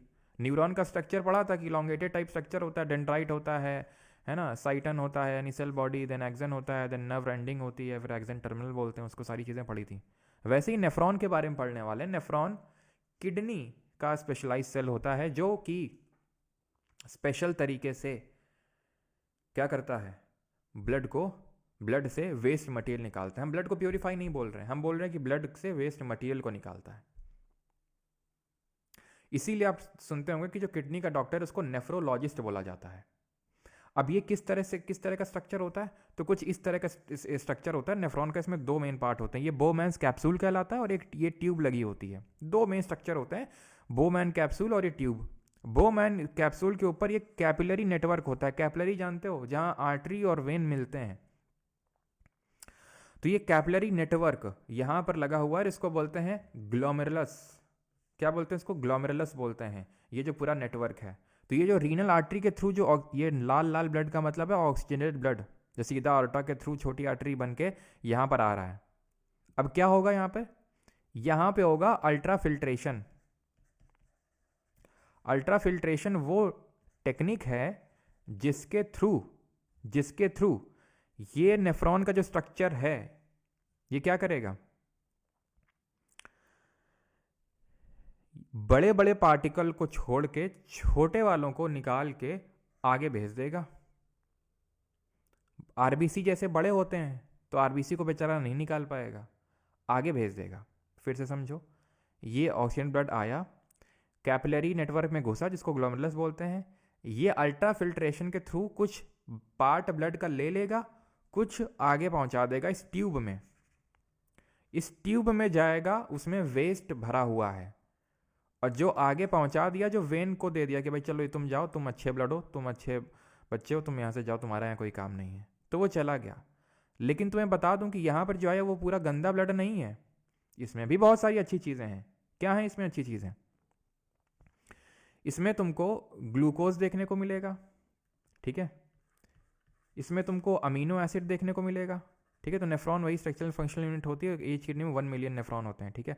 अमीनो एसिड्स तुमको देखने को मिलेंगे, तुमको वाटर देखने को मिलेगा, तुमको सॉल्ट देखने को मिलेगा, तुमको यूरिया देखने को मिलेगा। भाई ग्लूकोज इंपॉर्टेंट चीज़ है, ब्लड को रखना चाहिए इसे, लेकिन उसने तो आगे भेज दिया ट्यूब में, लेकिन कोई बात नहीं, उसको फिर से हम ले लेंगे। अमीनो एसिड ज़रूरी है, वाटर भी ज़रूरी है, पूरा वाटर तो नहीं ज़रूरी है, लेकिन क्योंकि यूरिन में आप भी समझ लो 95% तो पानी ही होता है, पानी के थ्रू ही तो निकलेगा, कैसे निकलेगा, तो वाटर ही होता है 95%, लेकिन कुछ वाटर अभी फिर से अंदर आ जाएगा ब्लड में। सॉल्ट कुछ नीडेड होते हैं, कुछ बेकार होते हैं, और यूरिया तो प्योर वेस्ट मटेरियल होता है, ये होता है वेस्ट, इसको निकालना है बाहर। समझ गए? समझ गए? ठीक है। तो ये अब कैसे, ये जो अमीनो एसिड, वाटर, सॉल्ट, ये जो बेचारे आगे चले गए, जो अच्छे वाले ब्लड के साथ नहीं जा पाए, जाना भूल गए किसी कारणवश, क्योंकि बेचारे छोटे थे तो पकड़ लिए गए, धर लिए गए, तो अब उनको फिर से क्या होगा, उनका फिर से री एब्जॉर्प्शन होगा। कहाँ होगा? ये ट्यूब देख रहे हो, ये ट्यूब इतनी लंबी क्यों है, स्मॉल इंटेस्टाइन लंबी क्यों थी, कि पूरा फूड का एब्जॉर्प्शन हो जाए, एसिमिलेशन हो जाए, इसीलिए ये भी ट्यूब इतनी लंबी, और इसको सराउंड, इसको घेर के रखा है किसने? इसने। ये क्या है? वेन है। ये क्या करेगी? अगेन अगेन क्या करेगी? रीअब्जॉर्प्शन कर लेगी, बोलेगी कहाँ ले जा रहे हो, वो मेरे बंदे हैं। कौन? अमीनो एसिड, ग्लूकोज, थोड़ा सा वाटर और थोड़ा सा सॉल्ट, उनको मत ले जाओ, वो गलती से तुम्हारे पास चलेगा, उनको हमारे हवाले कर दो। तो जब तक ये मतलब घूमेगी घूमेगी घूमेगी घूमेगी, तब तक वो उसके हवाले में आ चुके होंगे। इसको बोलते हैं, देन ये फाइनली यूरिया बचता है, पानी बचता है और कुछ थोड़े बहुत सॉल्ट, उसको बोलते हैं कलेक्टिंग डक्ट, उसको बोलते हैं कलेक्टिंग डक्ट। समझ रहे हो? कलेक्टिंग डक्ट ये अब कनेक्टेड होते हैं, कलेक्टिंग डक्ट किससे? कलेक्टिंग डक्ट ये कनेक्टेड हैं, ये लंबी लंबी यूरेटर बोलते हैं इनको, दो यूरेटर हैं दो किडनी के लिए, ये जो देखते हो इसको यूरेथ्रा बोलते हैं, सॉरी यूरिनरी ब्लैडर बोलते हैं, और ये जो कनेक्टेड इसको बोलते हैं यूरेथ्रा। समझ में आया? समराइज करें क्या? फिर से समराइज करें क्या? और ये जो पूरा लूप बन रहा है ना, ये जो पूरा लूप बना ऐसे ऐसे ऐसे ऐसे घूम के, इसको लूप ऑफ हेनले बोल देते हैं। चलो मैं फिर से आपको बताता हूँ। देखो, बोमैन कैप्सूल है, ये कैपिलरी नेटवर्क है, आया खून, ठीक है, रीअब्जॉर्प्शन से इसने ले लिया अपने अंदर, शोषित कर लिया और बाकी को भेज दिया अच्छे वाले को। ये पूरी तरह से अच्छा है, पूरी तरह से अच्छा ही है, इसमें आरबीसी वगैरह है। ये जो लिया है ये लाल नहीं होगा, ये ट्रांसपेरेंट कलर का होगा, क्यों? क्योंकि आरबीसी तो है नहीं, आरबीसी की वजह से ब्लड कलर रेड होता है। तो ये आगे जाएगा और जब ऐसे ऐसे ऐसे ऐसे ऐसे ऐसे घूमेगा तो इसको सराउंड कर रखा है इन्होंने। ये क्या करेंगी? ये जो अच्छी चीज़ें अल्ट्रा फिल्ट्रेशन से चली गई थी इस लूप ऑफ हेनले में, उसको फिर से अपने में सोख लेंगे और ब्लड को दे देंगी। और ब्लड क्या करेगा? ब्लड ये जो आपकी रीनल वेन है इसके थ्रू हार्ट में चला जाएगा। ये अच्छा है, अच्छा मतलब इससे वेस्ट निकल चुका है, इसमें वेस्ट नहीं है। हाँ, और ये जब किडनी ने अपना काम कर रही थी तो किडनी की जो सेल्स थी उन्होंने CO2 प्रोड्यूस किया होगा, तो इस ब्लड में CO2 भरा हुआ है, बस इतनी बात है, लेकिन वेस्ट निकल चुका है। जब किडनी फंक्शन करना बंद कर देती हैं तो वही काम करवाना होता है डायलिसिस के थ्रू। डायलिसिस क्या है? ये आप ऐसे समझ लो, आर्टिफिशियल किडनी। जिन लोगों की किडनी फंक्शन करना बंद कर देती है तो उन लोगों को हो जाती है प्रॉब्लम, और उनका फिर होता है डायलिसिस, क्योंकि वो वेस्ट नहीं निकाल पाते हैं। तो डायलिसिस में ये होता है कि पूरे खून को जो हार्ट से आ रहा है उसको निकाला जाता है, एक मशीन में डाला जाता है, वेस्ट निकाल के उसको फिर से बॉडी के अंदर पंप किया जाता है। ठीक है, क्लियर है? अब यहाँ पर कुछ बातें आती हैं। आपने सुना होगा कि जो लोग मीट वीट बहुत खाते हैं उनको किडनी की प्रॉब्लम ज़्यादा रहती है। क्यों? क्योंकि यूरिया जो है, ये जो यूरिया है ये क्या होता है? यूरिया का फॉर्मूला होता है NH2CONH2। इसको सिंथेसाइज किया था फ्रेडरिक वोलर ने, ये हम केमिस्ट्री में भी पढ़ेंगे वैसे तो। फ्रेडरिक वोलर ने इसको सिंथेसाइज किया था अमोनियम साइनेट से, NH4CNO से इसको क्या किया था? बनाया था, एक इनऑर्गेनिक कंपाउंड से एक ऑर्गेनिक कंपाउंड बनाया था। अब ये जो यूरिया है, ये एक नाइट्रोजनस वेस्ट है, ठीक है। और ये जो मेनली नाइट्रोजनस वेस्ट बनता है, जो हमारा प्रोटीन है वो क्या होता है? Amino acid. और अमीनो एसिड किससे बनते हैं? नाइट्रोजन से जुड़ जुड़ के बनते हैं। तो एक्चुअल में जब आप प्रोटीन बहुत ज़्यादा खाते हो ना तो आपकी किडनी को बहुत ज़्यादा काम करना पड़ता है, और जब बहुत ज़्यादा उसको काम करना पड़ेगा तो पूरे वो प्रोटीन को नहीं निकाल पाएगी, देन आपको यहाँ से प्रॉब्लम होने लगती है। जो यूरिक एसिड है, ये यूरिया यूरिक एसिड के फॉर्म में आपकी बोन्स के बीच में साइनोवियल फ्लूइड की पोजीशन ले लेता है। साइनोवियल फ्लूइड आपके बोन्स में प्रेजेंट होता है, जो उसको mobility kind of grease type का काम होता है उसका, कि भाई मोबिलिटी प्रोवाइड करता है। अब उसकी जगह यूरिक एसिड जमा होने लगेगा तो आपने देखा होगा जिन लोगों को, क्योंकि मेरे ग्रैंडफादर को प्रॉब्लम है तो थोड़ा मुझे पता है इसके बारे में, उन्होंने बहुत खाते थे, मतलब बहुत नॉनवेज खाते थे। तो जब उन्होंने बहुत नॉनवेज खाया तो अब जो है उनको उस चीज़ का बिल भरना पड़ रहा है। कि क्या बिल भरना पड़ रहा है कि उनके किडनी में प्रॉब्लम रहती है तो उनको नेफ्रोलॉजिस्ट के पास जाना पड़ता है। अभी तो उनकी कंडीशन स्टेबल है, ठीक है, लेकिन उनको वही ना जॉइंट वगैरह में प्रॉब्लम होती है, घुटनों वगैरह में, क्योंकि उनका वेट भी काफ़ी ज़्यादा है, अभी तो थोड़ा कम हो गया है, लेकिन उनको वही प्रॉब्लम रहता है, ठीक है। तो यूरिक एसिड फिर क्या होने लगता है, डिपॉजिट होने लगता है आपकी बोन्स पे। क्लियर। और इसी की वजह से ही जो हमारा क्या बोलेंगे, जो हमारा यूरिन है वो येलो कलर का होता है। क्यों वो येलो कलर का होता है? ड्यू टू यूरोक्रोम, या फिर यूरोबिलिन भी बोलते हैं उसको, यूरोबिलिन। बिलीरुबिन अलग होता है। बिलीरुबिन को तुम बाइल जूस से एसोसिएट कर सकते हो। कैसे?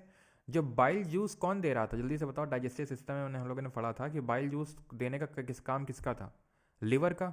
लिवर बाइल जूस दे रहे थे, सेक्रीट कर रहे थे। स्टोर गॉल ब्लैडर में था, लेकिन सेक्रीट कौन कर रहा था?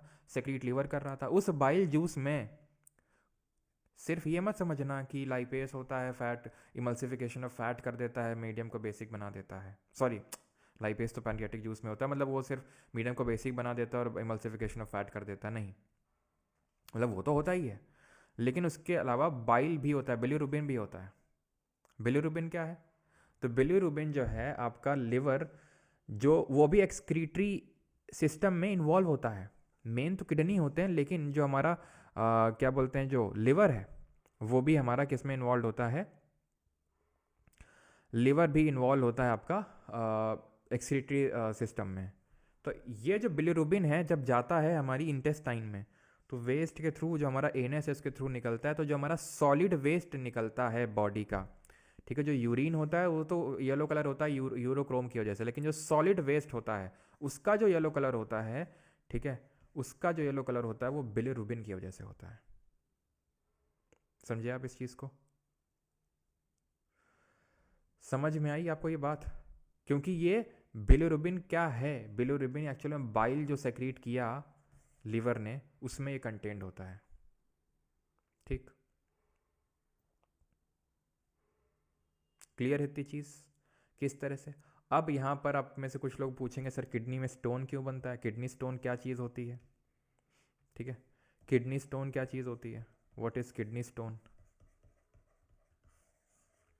तो किडनी स्टोन तब बनता है जब आप बहुत ज़्यादा पानी नहीं पीते हो। जब आप बहुत ज़्यादा पानी नहीं पियोगे तो जो सल्यूट का पार्टिकल है, अभी अच्छा केमिस्ट्री पढ़े नहीं आप लोग, तो ये समझ लो जो सॉलिड चीज़ है वो ज़्यादा बनेगी। जब वो सॉलिड चीज़ ज़्यादा बनेगी तो होगा क्या, वो किडनी में डिपॉजिट होने लगेगा आपका। किडनी में जब धीरे धीरे किडनी की वॉल्स में डिपॉजिट होने लगेगा तो वही किडनी स्टोन बन जाता है, जो कैल्शियम ऑक्जिलेट का बना होता है, जब आप पानी वानी कम पीते हो, ठीक है, कैल्शियम ऑक्जिलेट का बनता है ये किडनी स्टोन। गॉल ब्लैडर में भी स्टोन बन जाता है। तो यहाँ पर किडनी में धीरे धीरे क्या होता है कि आपका स्टोन बनने लगता है, क्योंकि आपका जो वाटर का कंटेंट है वो काफ़ी कम है। जब वाटर का कंटेंट होगा कम, ठीक है, तो आपका जो किडनी है वो आपका जो सॉलिड पार्टिकल है उसी को चिपकाने लगेगी, तो कैल्शियम ऑक्जिलेट का ये किडनी स्टोन बना होता है, ठीक है। क्लियर है यहाँ तक सभी को सारी चीज़ें? कोई प्रॉब्लम?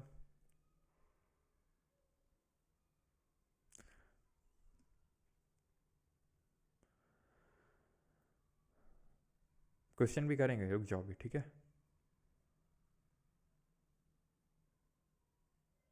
किडनी की आउटर लेयर, इसको रीनल कॉर्टेक्स बोलते हैं, ठीक है, ये लिखा हुआ है ना जो कॉर्टेक्स, इसको रीनल कॉर्टेक्स बोलते हैं, जो किडनी की आउटर लेयर होती है। जैसे प्ल्यूरा होती है लंग्स की, पेरिकार्डियम होती है हार्ट की, तो इसकी आउटर लेयर होती है उसकी हार्ट की, मैंने बताई थी कि नहीं, पेरिकार्डियम, रीनल कॉर्टेक्स, ठीक है। मतलब एकदम ही अगर आउटर बात करोगे तो एक रीनल फेसिया भी होती है, वैसे दोनों नोट कर लो ऐसे तो, ठीक है। रीनल फेसिया के थोड़ा सा अंदर होती है रीनल कॉर्टेक्स, ठीक है। एकदम आउटर पूछेगा तो रीनल फेसिया हो जाएगा आपका, ठीक है। अगर ये ऑप्शन में ना हो तो रीनल कॉर्टेक्स होगा। राइट वाले नीचे होती ना कि लेफ्ट वाली, क्योंकि उसको लिवर को पोजीशन देना होता है।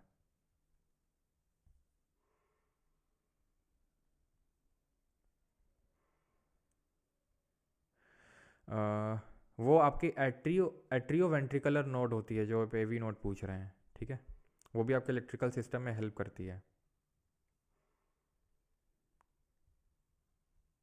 और सर सब ज्ञान वर्ल्ड पे पता नहीं यार, ज्ञान वर्ल्ड पे देख लेना, क्या ज्ञान वर्ल्ड पे अवेलेबल नहीं है क्या?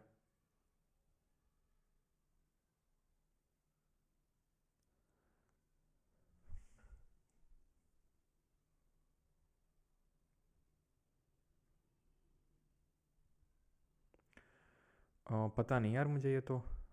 डायलिसिस के टाइम पे पानी कम पीने को क्यों बोलते हैं श्रेयसी दास, आई डोंट नो, ठीक है, पता नहीं है, ये तो नेफ्रोलॉजिस्ट ही बता पाएंगे। एग्जैक्ट रीज़न तो मुझे नहीं पता है। हाँ जी, जो सॉलिड वेस्ट निकलते हैं उसमें बिलिरुबिन होता है। नहीं नहीं, हमारी किडनी में फ्लेम सेल्स नहीं होती भाई चिरकुट जी, वो प्लैटी एलमेंथिस की फ्लेम सेल्स एक्सक्रीटरी ऑर्गन की तरह बिहेव करती हैं।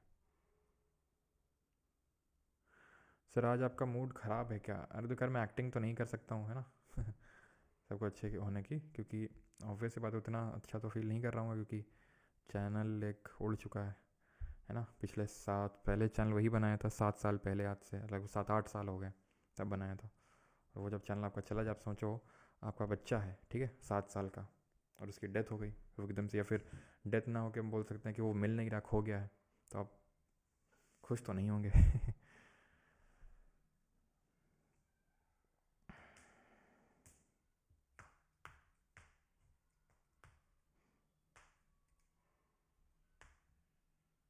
ब्लड ख़राब क्यों नहीं होता, समझे नहीं, ब्लड ख़राब क्यों नहीं होता मतलब? कितने क्वेश्चन आते हैं अभी देख लेना आप, ठीक है, सर्कुलेटरी से ज़्यादा आते हैं, एक्सक्रीटरी से थोड़े कम आते हैं।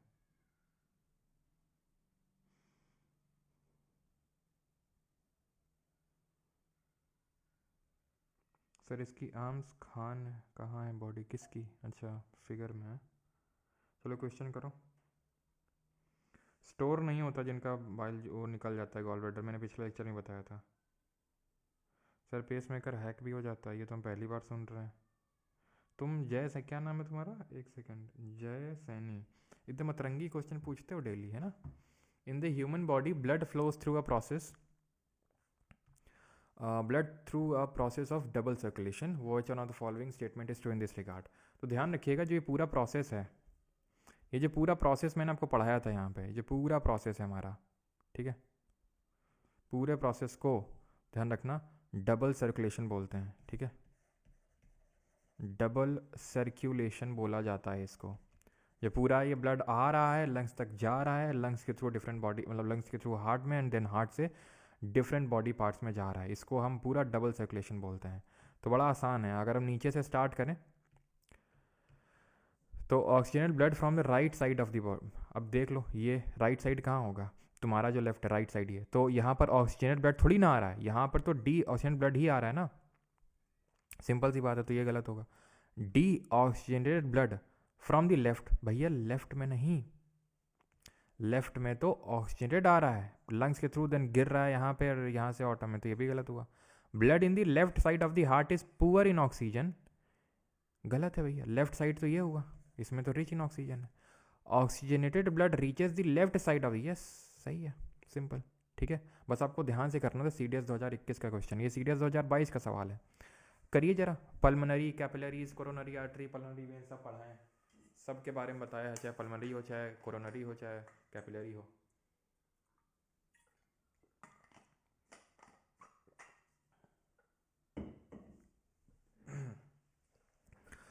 अब पल्मनरी शब्द आगे लगा है, मतलब लंग्स से लेना देना है, लंग्स से लेना देना है, लंग्स कहाँ पे, लंग्स यहाँ पे है, ठीक है, तो यानी ए का 1 होगा या तो 4 होगा। अब आर्टरी है तो हार्ट से लंग में जा रहा होगा ब्लड, हार्ट से लंग में जा रहा होगा, हार्ट से लंग में जा रहा होगा, चौथा। ये वेन है तो लंग्स से हार्ट में आ रहा होगा, क्या बोल रहा हूँ मैं, यस, ठीक है, लंग से हार्ट में आ रहा होगा, तो पहले का 4 और लास्ट का 1, तो ये दोनों ऑप्शन तो हट जाएंगे।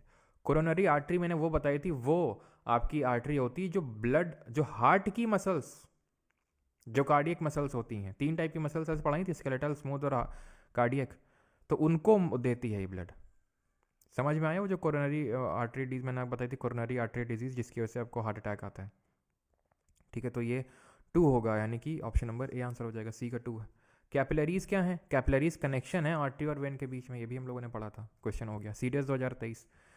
द ब्लड प्रेशर यानी BP of a normal human being is 120/80 mm Hg, these number represent the blood pressure at, बताओ, है ना, सिस्टोल, डायस्टोल, लब, डप, कुछ याद आया?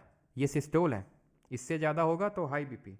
ठीक है सर, बुक बहुत कॉस्टली है विवेक पांडे। यस कॉस्टली तो है Vivek, I would agree to that. हाँ, carry muscle too. Thank you Assam 123। चलो, तो यहाँ पर मैंने आपको क्या बताया था, कौन कॉन्ट्रैक्ट और रिलैक्स कर रहा है भाई? वेंट्रिकल्स ही। ये आपकी थी राइट वेंट्रिकल, ये थी लेफ्ट वेंट्रिकल। ये कॉन्ट्रैक्ट करेगी एकदम से तो किसको देगी? लंग्स को। ये एकदम कॉन्ट्रैक्ट करेगी तो किसको देगी? ऑर्टा को। तो ventricle relax contraction and ventricle relaxation होता है। ठीक है, तो ऑप्शन नंबर ए यहाँ पर would be the correct answer. ठीक है, अगला सवाल देखो, अगला सवाल है आपका ये, लेफ्ट राइट स्लीपिंग प्रॉब्लम मतलब तो कोरोनरी आर्टरी की ऑपरेशन होता है क्या हार्ट अटैक आने पर? बिल्कुल होता है, सर्जरी होती है।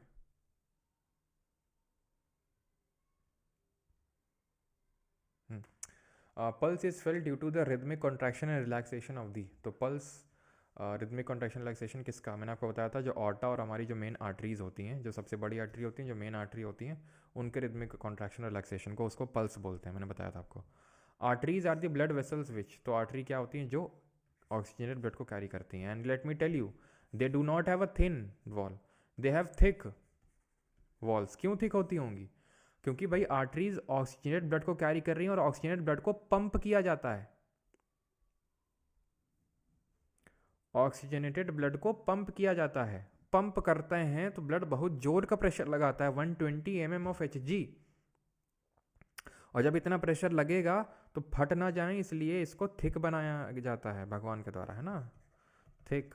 और ये थिन होती हैं, पतली होती हैं, क्योंकि ये लेके आ रही हैं ब्लड को आराम से, थिन है ये। और वेंस में तो वॉल्व होते हैं इसीलिए, क्योंकि आराम से ब्लड आता है, तो इसलिए वॉल्व वॉल्व भी होते हैं, हर मतलब वॉल्व लगे होते हैं, ऐसे ऐसे करके वॉल्व लगे होते हैं उसमें, कि भैया अगर नीचे ना जाए, एक साइड ही जा पाए। लेकिन कई बार ऐसा होता है, आपने वेरिकोस वेंस की प्रॉब्लम सुनी होगी कुछ लोगों में। वो क्या होता है कि ना, ब्लड इकट्ठा होने लगता है, खासकर पैरों में, ग्रेविटी की वजह से वो नीचे आने लगता है और इकट्ठा हो जाता है। मतलब जैसे यहाँ पर इकट्ठा हो गया, यहाँ पर इकट्ठा हो गया, तो वेरिकोस वेंस की प्रॉब्लम समस्या ला के खड़ा कर देता है। देखा होगा आपने, बड़ी नसें फूल जाती हैं उसमें। ठीक है, क्योंकि ग्रेविटी की वजह से ऊपर उठ ही नहीं पा रहा है उनका। ठीक है, मतलब उतना ज़्यादा पंप नहीं मिल पा रहा है। Which part of nephron of the human kidney is responsible for filtration of blood for excretion? Which part of nephron of the human kidney, तो आपका ये क्या होगा? Responsible for filtration of blood. तो फिल्ट्रेशन के लिए जो बोमेंस कैप्सूल है, यूरेटर, तो वो ऐसे लंबी लंबी जो दो हैं वो लेके आ रही हैं कहाँ तक? यूरिनरी ब्लैडर तक, और इससे कनेक्टेड है यूरेथ्रा। ठीक है, रीनल वेन का कोई काम नहीं होता है, वो सिर्फ जो ब्लड से वेस्ट निकल चुका है उस ब्लड को लेके जाती है यहाँ से। ठीक है, आगे बढ़ते हैं। और ये हो गया सी डी एस और ई डी एस के क्वेश्चन ख़त्म। अब करेंगे इसके सवाल, यानी कि किसके, जो एसएससी ने पूछे हैं। Dash are the vessel which carry blood away from the heart to various organs of the body.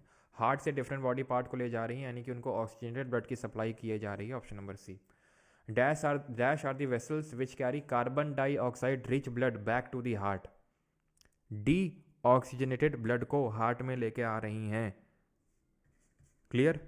Neuron, basic unit of ये नर्वस सिस्टम। कैपिलरीज, जहाँ आर्टरीज और वेंस मिलती हैं, और आर्टरीज क्या हैं? जो ऑक्सीजनेट ब्लड को कैरी करती हैं from heart to different body parts. The blood platelets को किस नाम से जानते हैं? इराइथ्रोसाइट्स तो हम आरबीसीज को बोलते हैं, रेड ब्लड सेल्स को, जिनके पास कोई न्यूक्लियस नहीं होता, 120 डेज का लाइफ स्पैन होता है। ल्यूकोसाइट्स हमारी डब्ल्यूबीसीज हो जाएंगे, वाइट ब्लड सेल्स हो जाएंगे, जो डिफेंस मैकेनिज्म प्रोवाइड करती हैं, बैक्टीरिया को मारती हैं। थ्रोम्बोसाइट आंसर होगा। थ्रोम्बिन क्या होता है? एक प्लाज्मा में ही एक प्रोटीन होता है जो कि ब्लड के कोगुलेशन में ये भी हेल्प करता है। ब्लड के कोगुलेशन में ये भी हेल्प करता है, जैसे कि मैंने आपको बताया था, जैसे कि अपना फिब्रिनोजन करता है। ठीक है, identify the pigment that gives blood its colour. तो कौन सा पिगमेंट होता है? सबको पता है, ज़ैंथोफिल। तो येलो पिगमेंट देता है, जहाँ जहाँ आपको येलो, खासकर जो प्लास्टिड होते हैं ना पेड़ पौधे, उसमें जो येलो कलर होता है वो ज़ैंथोफिल से मिलता है। क्लोरोफिल से ग्रीन कलर मिलता है। हीमोग्लोबिन से रेड कलर मिलता है। Fifth, what is the pH of human blood. अच्छा, पीएच ह्यूमन ब्लड का यहाँ पे लिखना, नोट करना, और उसका भी नोट करना जो ये हमारा यूरिन पास होता है ना, तो उसका पीएच कितना होता है, तो उसका पीएच लगभग 4.8 होता है। ठीक है, तो इसका जो पीएच होता है, जो पीएच वैल्यू होता है पावर ऑफ हाइड्रोजन, वो होता है आपका 4.8।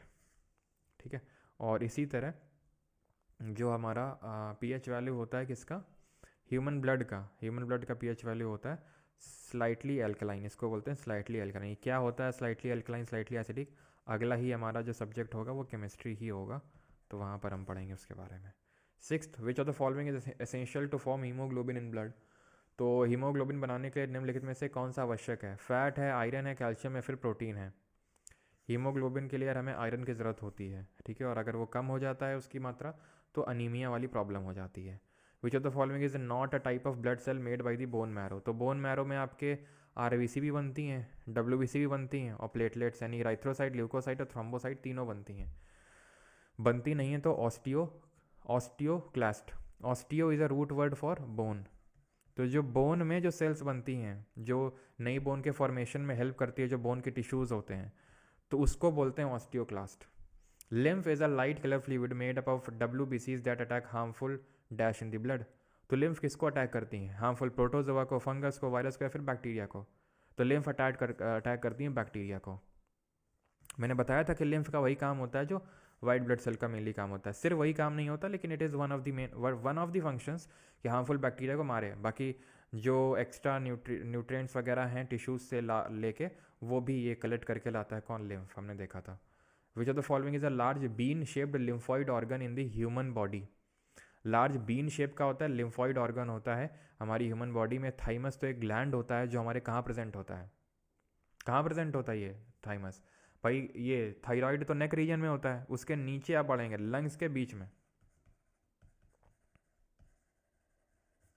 ठीक, स्प्लीन, वो अभी स्प्लीन के बारे में तो पढ़ रहे थे, ठीक है, कहाँ गया, अच्छा अच्छा, यही क्वेश्चन तो पूछा है यार, स्प्लीन, ठीक है, स्प्लीन। और टॉन्सिल तो आपको बताया, ये प्रॉब्लम यहाँ पे होते हैं हमारे, ये गले के साइड में ही। Which of the following about blood pressure correct है। तो ब्लड प्रेशर सिस्टोलिक और डायस्टोलिक पूछा, बड़ा आसान से हमें पता है। सिस्टोलिक कॉन्ट्रैक्शन जो वेंट्रिकुलर कॉन्ट्रैक्शन रिलैक्सेशन 120 होता है आपका सिस्टोल, यानी कि जब कॉन्ट्रैक्ट करता है, और जब रिलैक्स करता है तो उसको डायस्टोल बोलते हैं। 80 mm of H G pressure होता है। Swollen bluish veins resulting from the walls that do not close properly are called as. जो प्रॉपरली क्लोज नहीं होती हैं, जो प्रॉपरली क्लोज नहीं होती हैं, तो उनमें क्या होता है, उनमें भरने लगता है ब्लड, और उसको बोलते हैं प्रॉब्लम को वेरिकोस वेन्स। ठीक है, जो पैर में देखा होगा मोटी मोटी ऐसे धारियाँ सी बन जाती हैं, ऊपर से दिखने लगता है वेन्स वो। ठीक है, fishes have dash chambers of heart. मछलियों में हृदय के कितने चैम्बर होते हैं, ये पहले ही पढ़ चुके हैं एनिमल किंगडम वाले चैप्टर में। फिशेज हो गई, उनके 2 होते हैं। ठीक है, रेप्टाइल यानी कि जो सरीसर्प होते हैं उनके 3 होते हैं। 3 किसके और होते हैं, एम्फीबियन यानी उभयचर के होते हैं। कौन सा ऐसा रेप्टाइल होता है जिसके 3 हार्ट चैम्बर ना होके 4 होते हैं, और 4 किसके होते हैं, मैमल्स के होते हैं। ठीक है, और एव्स के होते हैं, पक्षियों के। और ये दोनों कैसे होते हैं, ये वार्म ब्लडेड होते हैं। और रेप्टाइल और जो एम्फीबियन होते हैं ये कोल्ड ब्लडेड होते हैं। अगला क्वेश्चन है, based on the number of chambers in the heart select the odd one from the following. जितने हार्ट में चैम्बर होते हैं उसके बेसिस पे ऑड वन सेलेक्ट करिए। टर्टल एक रेप्टाइल बोलेंगे, 3 होता है। गिरगिट रेप्टाइल होता है, 3 बोलेंगे। यही वो एक्सेप्शन है जो रेप्टाइल होने के बावजूद भी 4 चैम्बर रखता है, क्योंकि ये मगरमच्छ है, मगरमच्छ के आंसू अपने स्टोर करने के लिए बेचारा एक एक्स्ट्रा चैम्बर रखता है, इस तरह से हम याद करते हैं। फ्रॉग ये एम्फीबियन है, यानी कि एक उभयचर है, तो इसके भी 3 होते हैं, है ना। और ये रेस्पिरेशन किसके थ्रू करता है, अपने स्किन के थ्रू भी करता है, लंग्स के थ्रू भी करता है। पानी में होगा तो स्किन के थ्रू, और लंग्स के थ्रू तब करेगा जब ज़मीन पे होगा। और इसका जो बच्चा होता है टोड, वो किसके थ्रू करता है, वो बताइए। तो आंसर क्या हो जाएगा, option number C, crocodile. In the case of reptile, their heart is not properly divided into 4 chambers.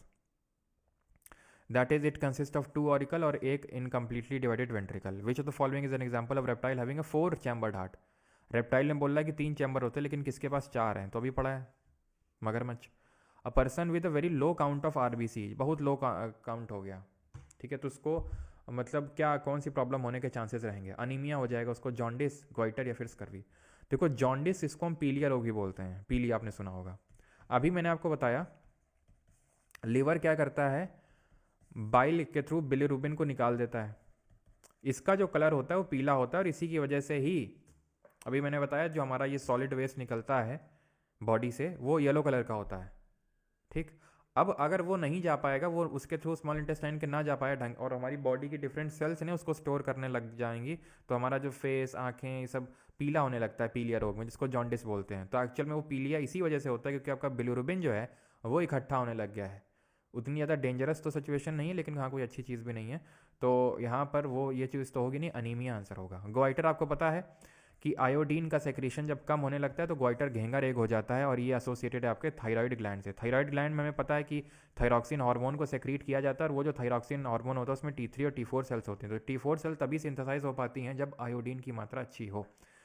और थायराइड ग्लैंड से और कौन सी एक डिजीज़ एसोसिएटेड है, एच से नाम उसका स्टार्ट होता है, जरा बताएंगे। और स्कर्वी की अगर बात करें तो ये जब हम विटामिन पढ़ेंगे तो वहाँ देखेंगे विटामिन सी की डिफिशियंसी की वजह से होती है, और ये जो थायराइड ग्लैंड की वजह से होती है इसको बोलते हैं हाशीमोटो disease, हाशीमोटो disease.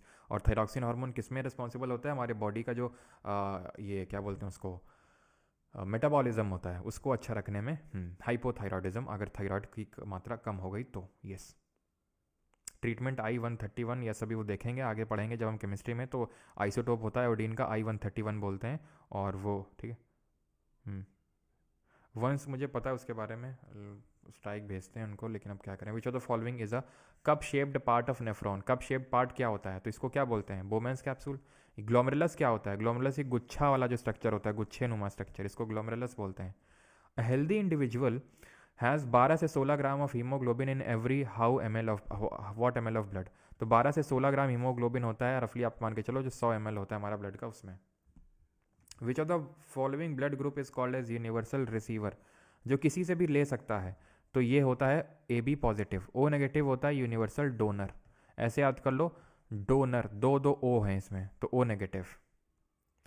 Synonym arterial node is located in, तो सिनो आर्ट्रियल नोड कहाँ पर लोकेटेड है, देख लो फंक्शन वंक्शन क्या तेल लेना, फंक्शन वंक्शन से इसका कोई मतलब ही नहीं। सिंपल सा क्वेश्चन पूछ रहा है कि लोकेटेड कहाँ पर, सिर्फ यही बता दो। तो हार्ट में लोकेटेड है, हमने फंक्शन ही पढ़ा था, और एक्चुअल में लोकेशन क्या है वो भी हमने पढ़ा था कि जो राइट ऑट्रियम में होता है ये, ठीक है। और इसका फंक्शन क्या होता है, इलेक्ट्रिकल इम्पल्सेस सेंड करना, जो पेस मेकर का काम होता है, ठीक है। जिन लोगों का सिनोट्रियल नोड बिगड़ जाता है, हार्ट कार्डियक अरेस्ट का प्रॉब्लम होता है, तो फिर उन लोगों को पेस मेकर चढ़ाया जाता है। Which part of the body is responsible for the RBCs, for the RBCs मतलब for the making of RBCs. RBCs बनती कहाँ है, lungs, heart, brain, bone marrow में बनती है। Option number D. 21 how do humans acclimatize at high altitude where atmospheric pressure is low for normal breathing। तो जब लोग ऊपर जाते हैं तो तुम्हें पता है कि एटमॉस्फेयर पतला हो जाता है, थिन हो जाता है, ब्रीदिंग में होने में लगती है प्रॉब्लम।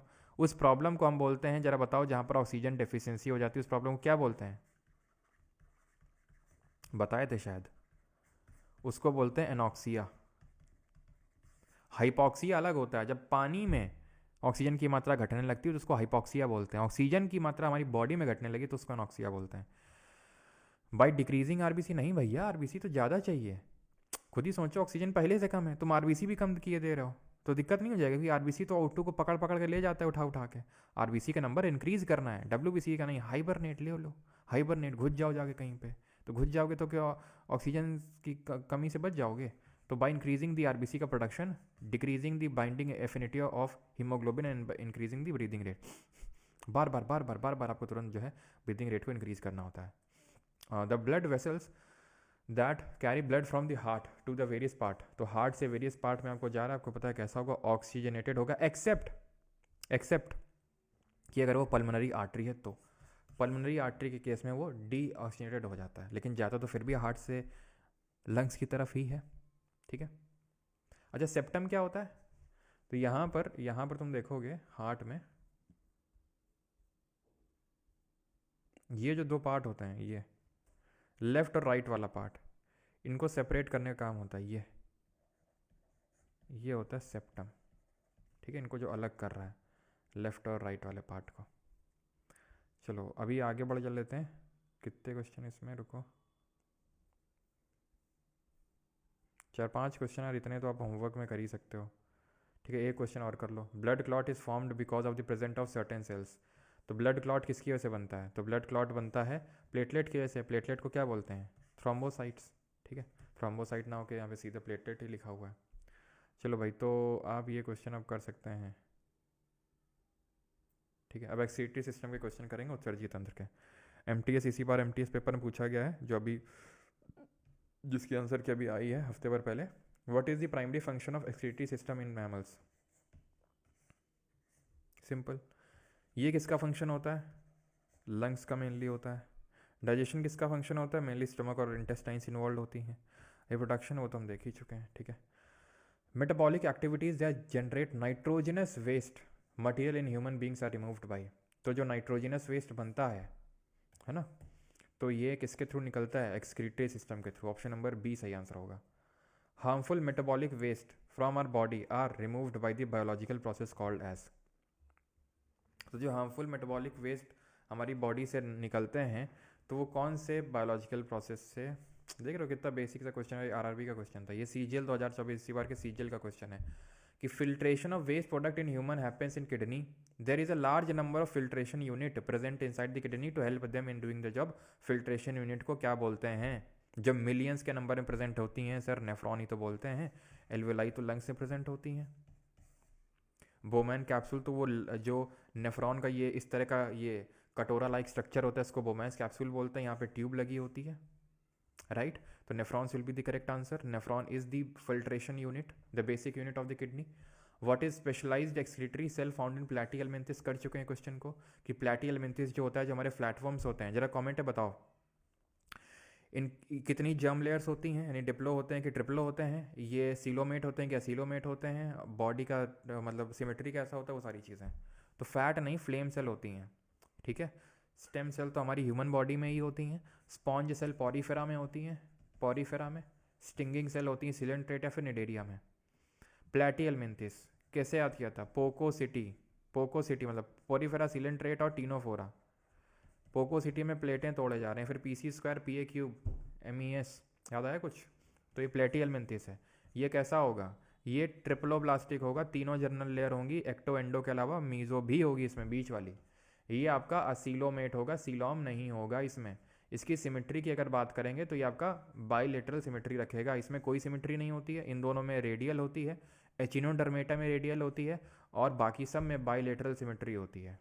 ठीक, dash is the structural functional, बार बार वही क्वेश्चन है, बताने की ज़रूरत है नहीं। ठीक है, नेफ्रॉन ही होगा। कॉर्टेक्स बाहरी वाला भाग होता है, ठीक है, आउटर पार्ट होता है किडनी का। और मेडुला जो होता है वो इनर पार्ट होता है किडनी का।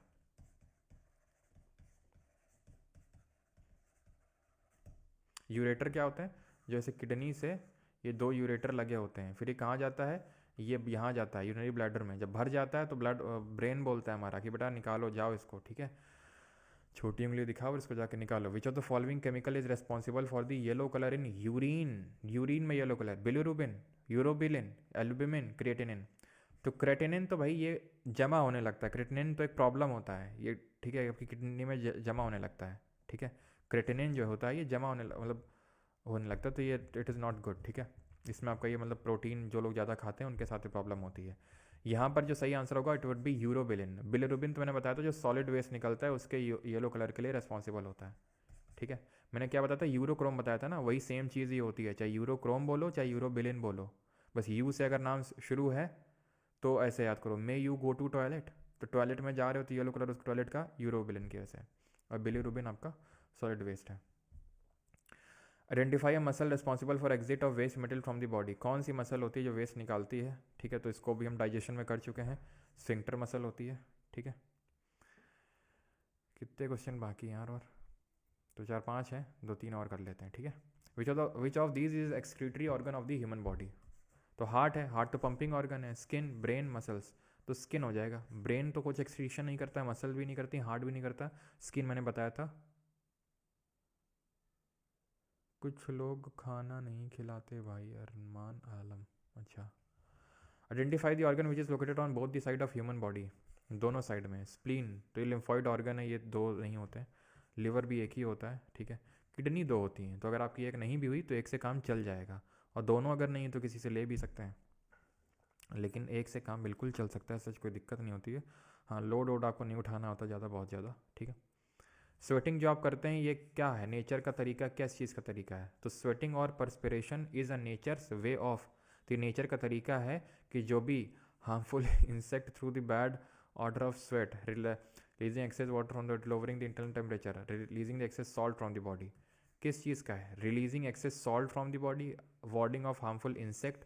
भाई इंसेक्ट तो निकलते नहीं है, ठीक है, इंसेक्ट थोड़ी ना बैड और उसके थ्रू निकल जाएंगे। Releasing excess water from the body, lowering the internal temperature of the body. तो रिलीज सर एक्ट्स वाला क्लास कब होगा पॉलिटी का? भाई करवा देंगे, मुझे पता है वो डिलेट चल रहा है, मैं करवा दूंगा उसको यार, ठीक है। क्या 9? क्या दिक्कत है भाई 9 में? क्या दिक्कत क्या है इसमें?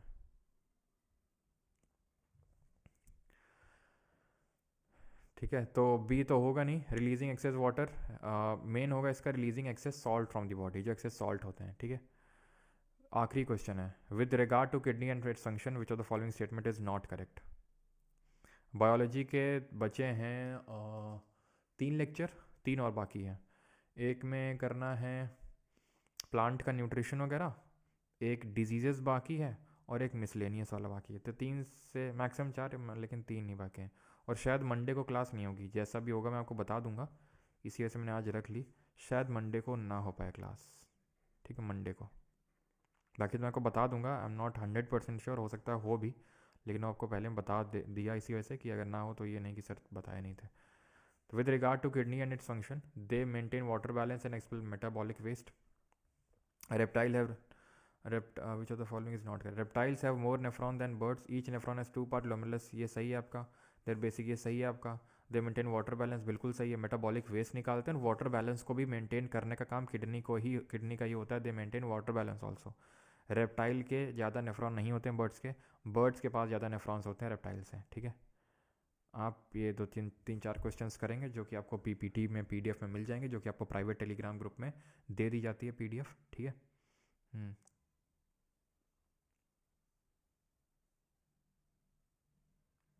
सर भगवान किस यूनिवर्सिटी में पढ़ाई किए थे? हाँ हाँ हाँ, वाह, हंसी हो भाई सभी लोग। अक्षय कुमार वाली हंसी, जोक मारा किसी ने। भगवान ने किस यूनिवर्सिटी से पढ़ाई करी थी? चलो भाई, तो जो रिकॉर्डिंग है लेक्चर्स की और जो पीडीएफ वगैरह हैं, हैंड नोट्स हैं, वो सब आपको यहाँ पर मिल जाएंगे एप्लीकेशन में। तो आप अगर बैच में एनरोल हो, बाकी ये व्हाट्सएप नंबर है, मेरा नंबर नहीं है, ठीक है। तो इसमें आप उसी हिसाब से अपनी जो क्वेरीज हैं वो पूछ सकते हैं।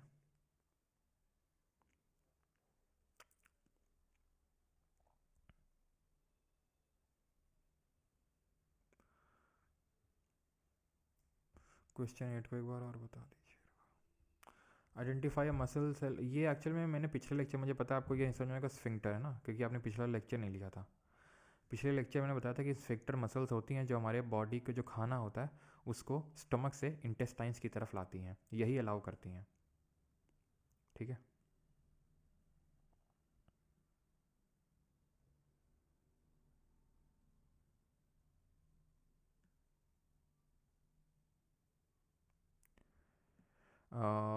यस हो सकता है, ठीक है। हम्म,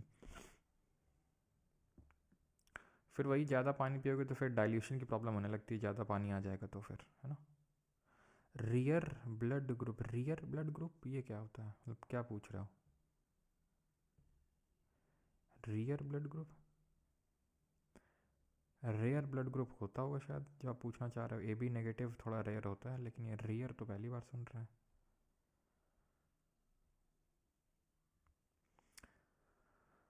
हाँ यस अलका मौर्य, कोई भी चीज़ एक्सेस में होगी, कोई भी चीज़ डेफिशिएंट होगी तो हाइपो और हाइपर की प्रॉब्लम होगी। हाइपो है तो कम, हाइपर है तो ज़्यादा। सर चैनल कब आएगा? पता नहीं यार कब आएगा, रात भर वही इंतज़ार था कि मेल आएगा आएगा आएगा आएगा, लेकिन आया नहीं। अभी तक तो यार कोई मेल नहीं आया। मेल आया था रात में 10:30 बजे कुछ, वो पता है क्या आया था? वो आया था एसएससी वाले चैनल के लिए कि ये था यूट्यूब रिमूव्ड योर कंटेंट, नहीं होगा तो मैं शेयर करूँगा। ये आया था 10:30 बजे आई थिंक, हाँ। तो यूट्यूब रिमूव्ड योर कंटेंट, और वो वही वाला वीडियो जो मैंने कल आपको दिखाया था फ़ोटो में।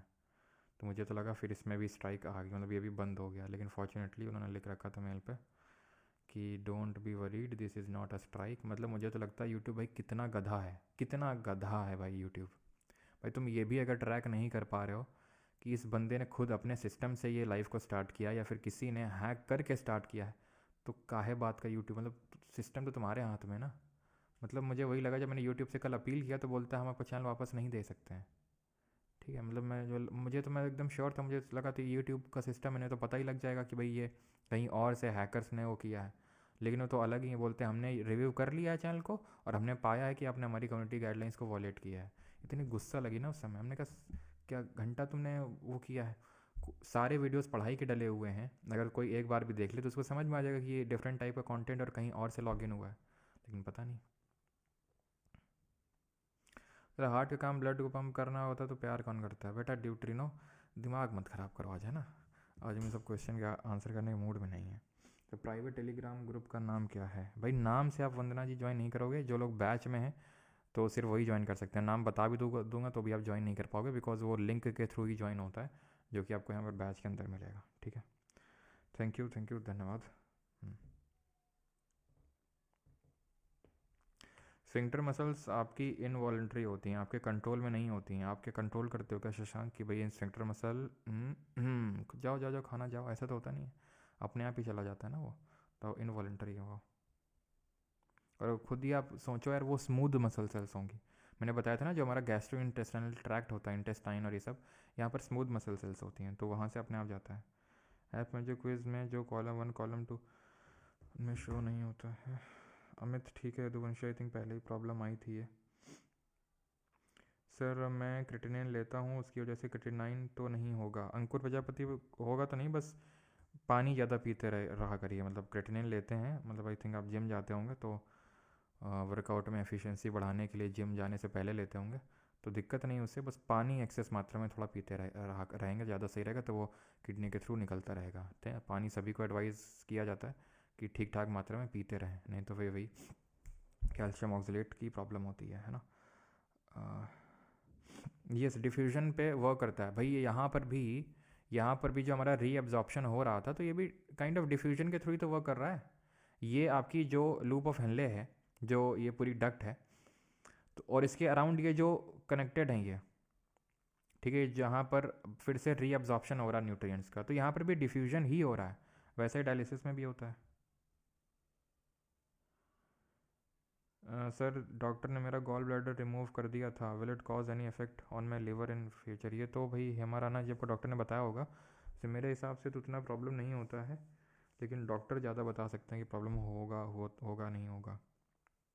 एसएससी स्कैम हुआ है नहीं हुआ पता नहीं, हम देखते हैं एसएससी स्कैम, क्योंकि हाँ कुछ रोल नंबर्स मतलब बारी बारी से थे कि भाई लगातार 5 जो स्टूडेंट हैं उनका सिलेक्शन हो गया है, तो मतलब थोड़ा रेयर होता है, और कट ऑफ बहुत हाई गई है, थोड़ा वो भी होता है, देखते हैं।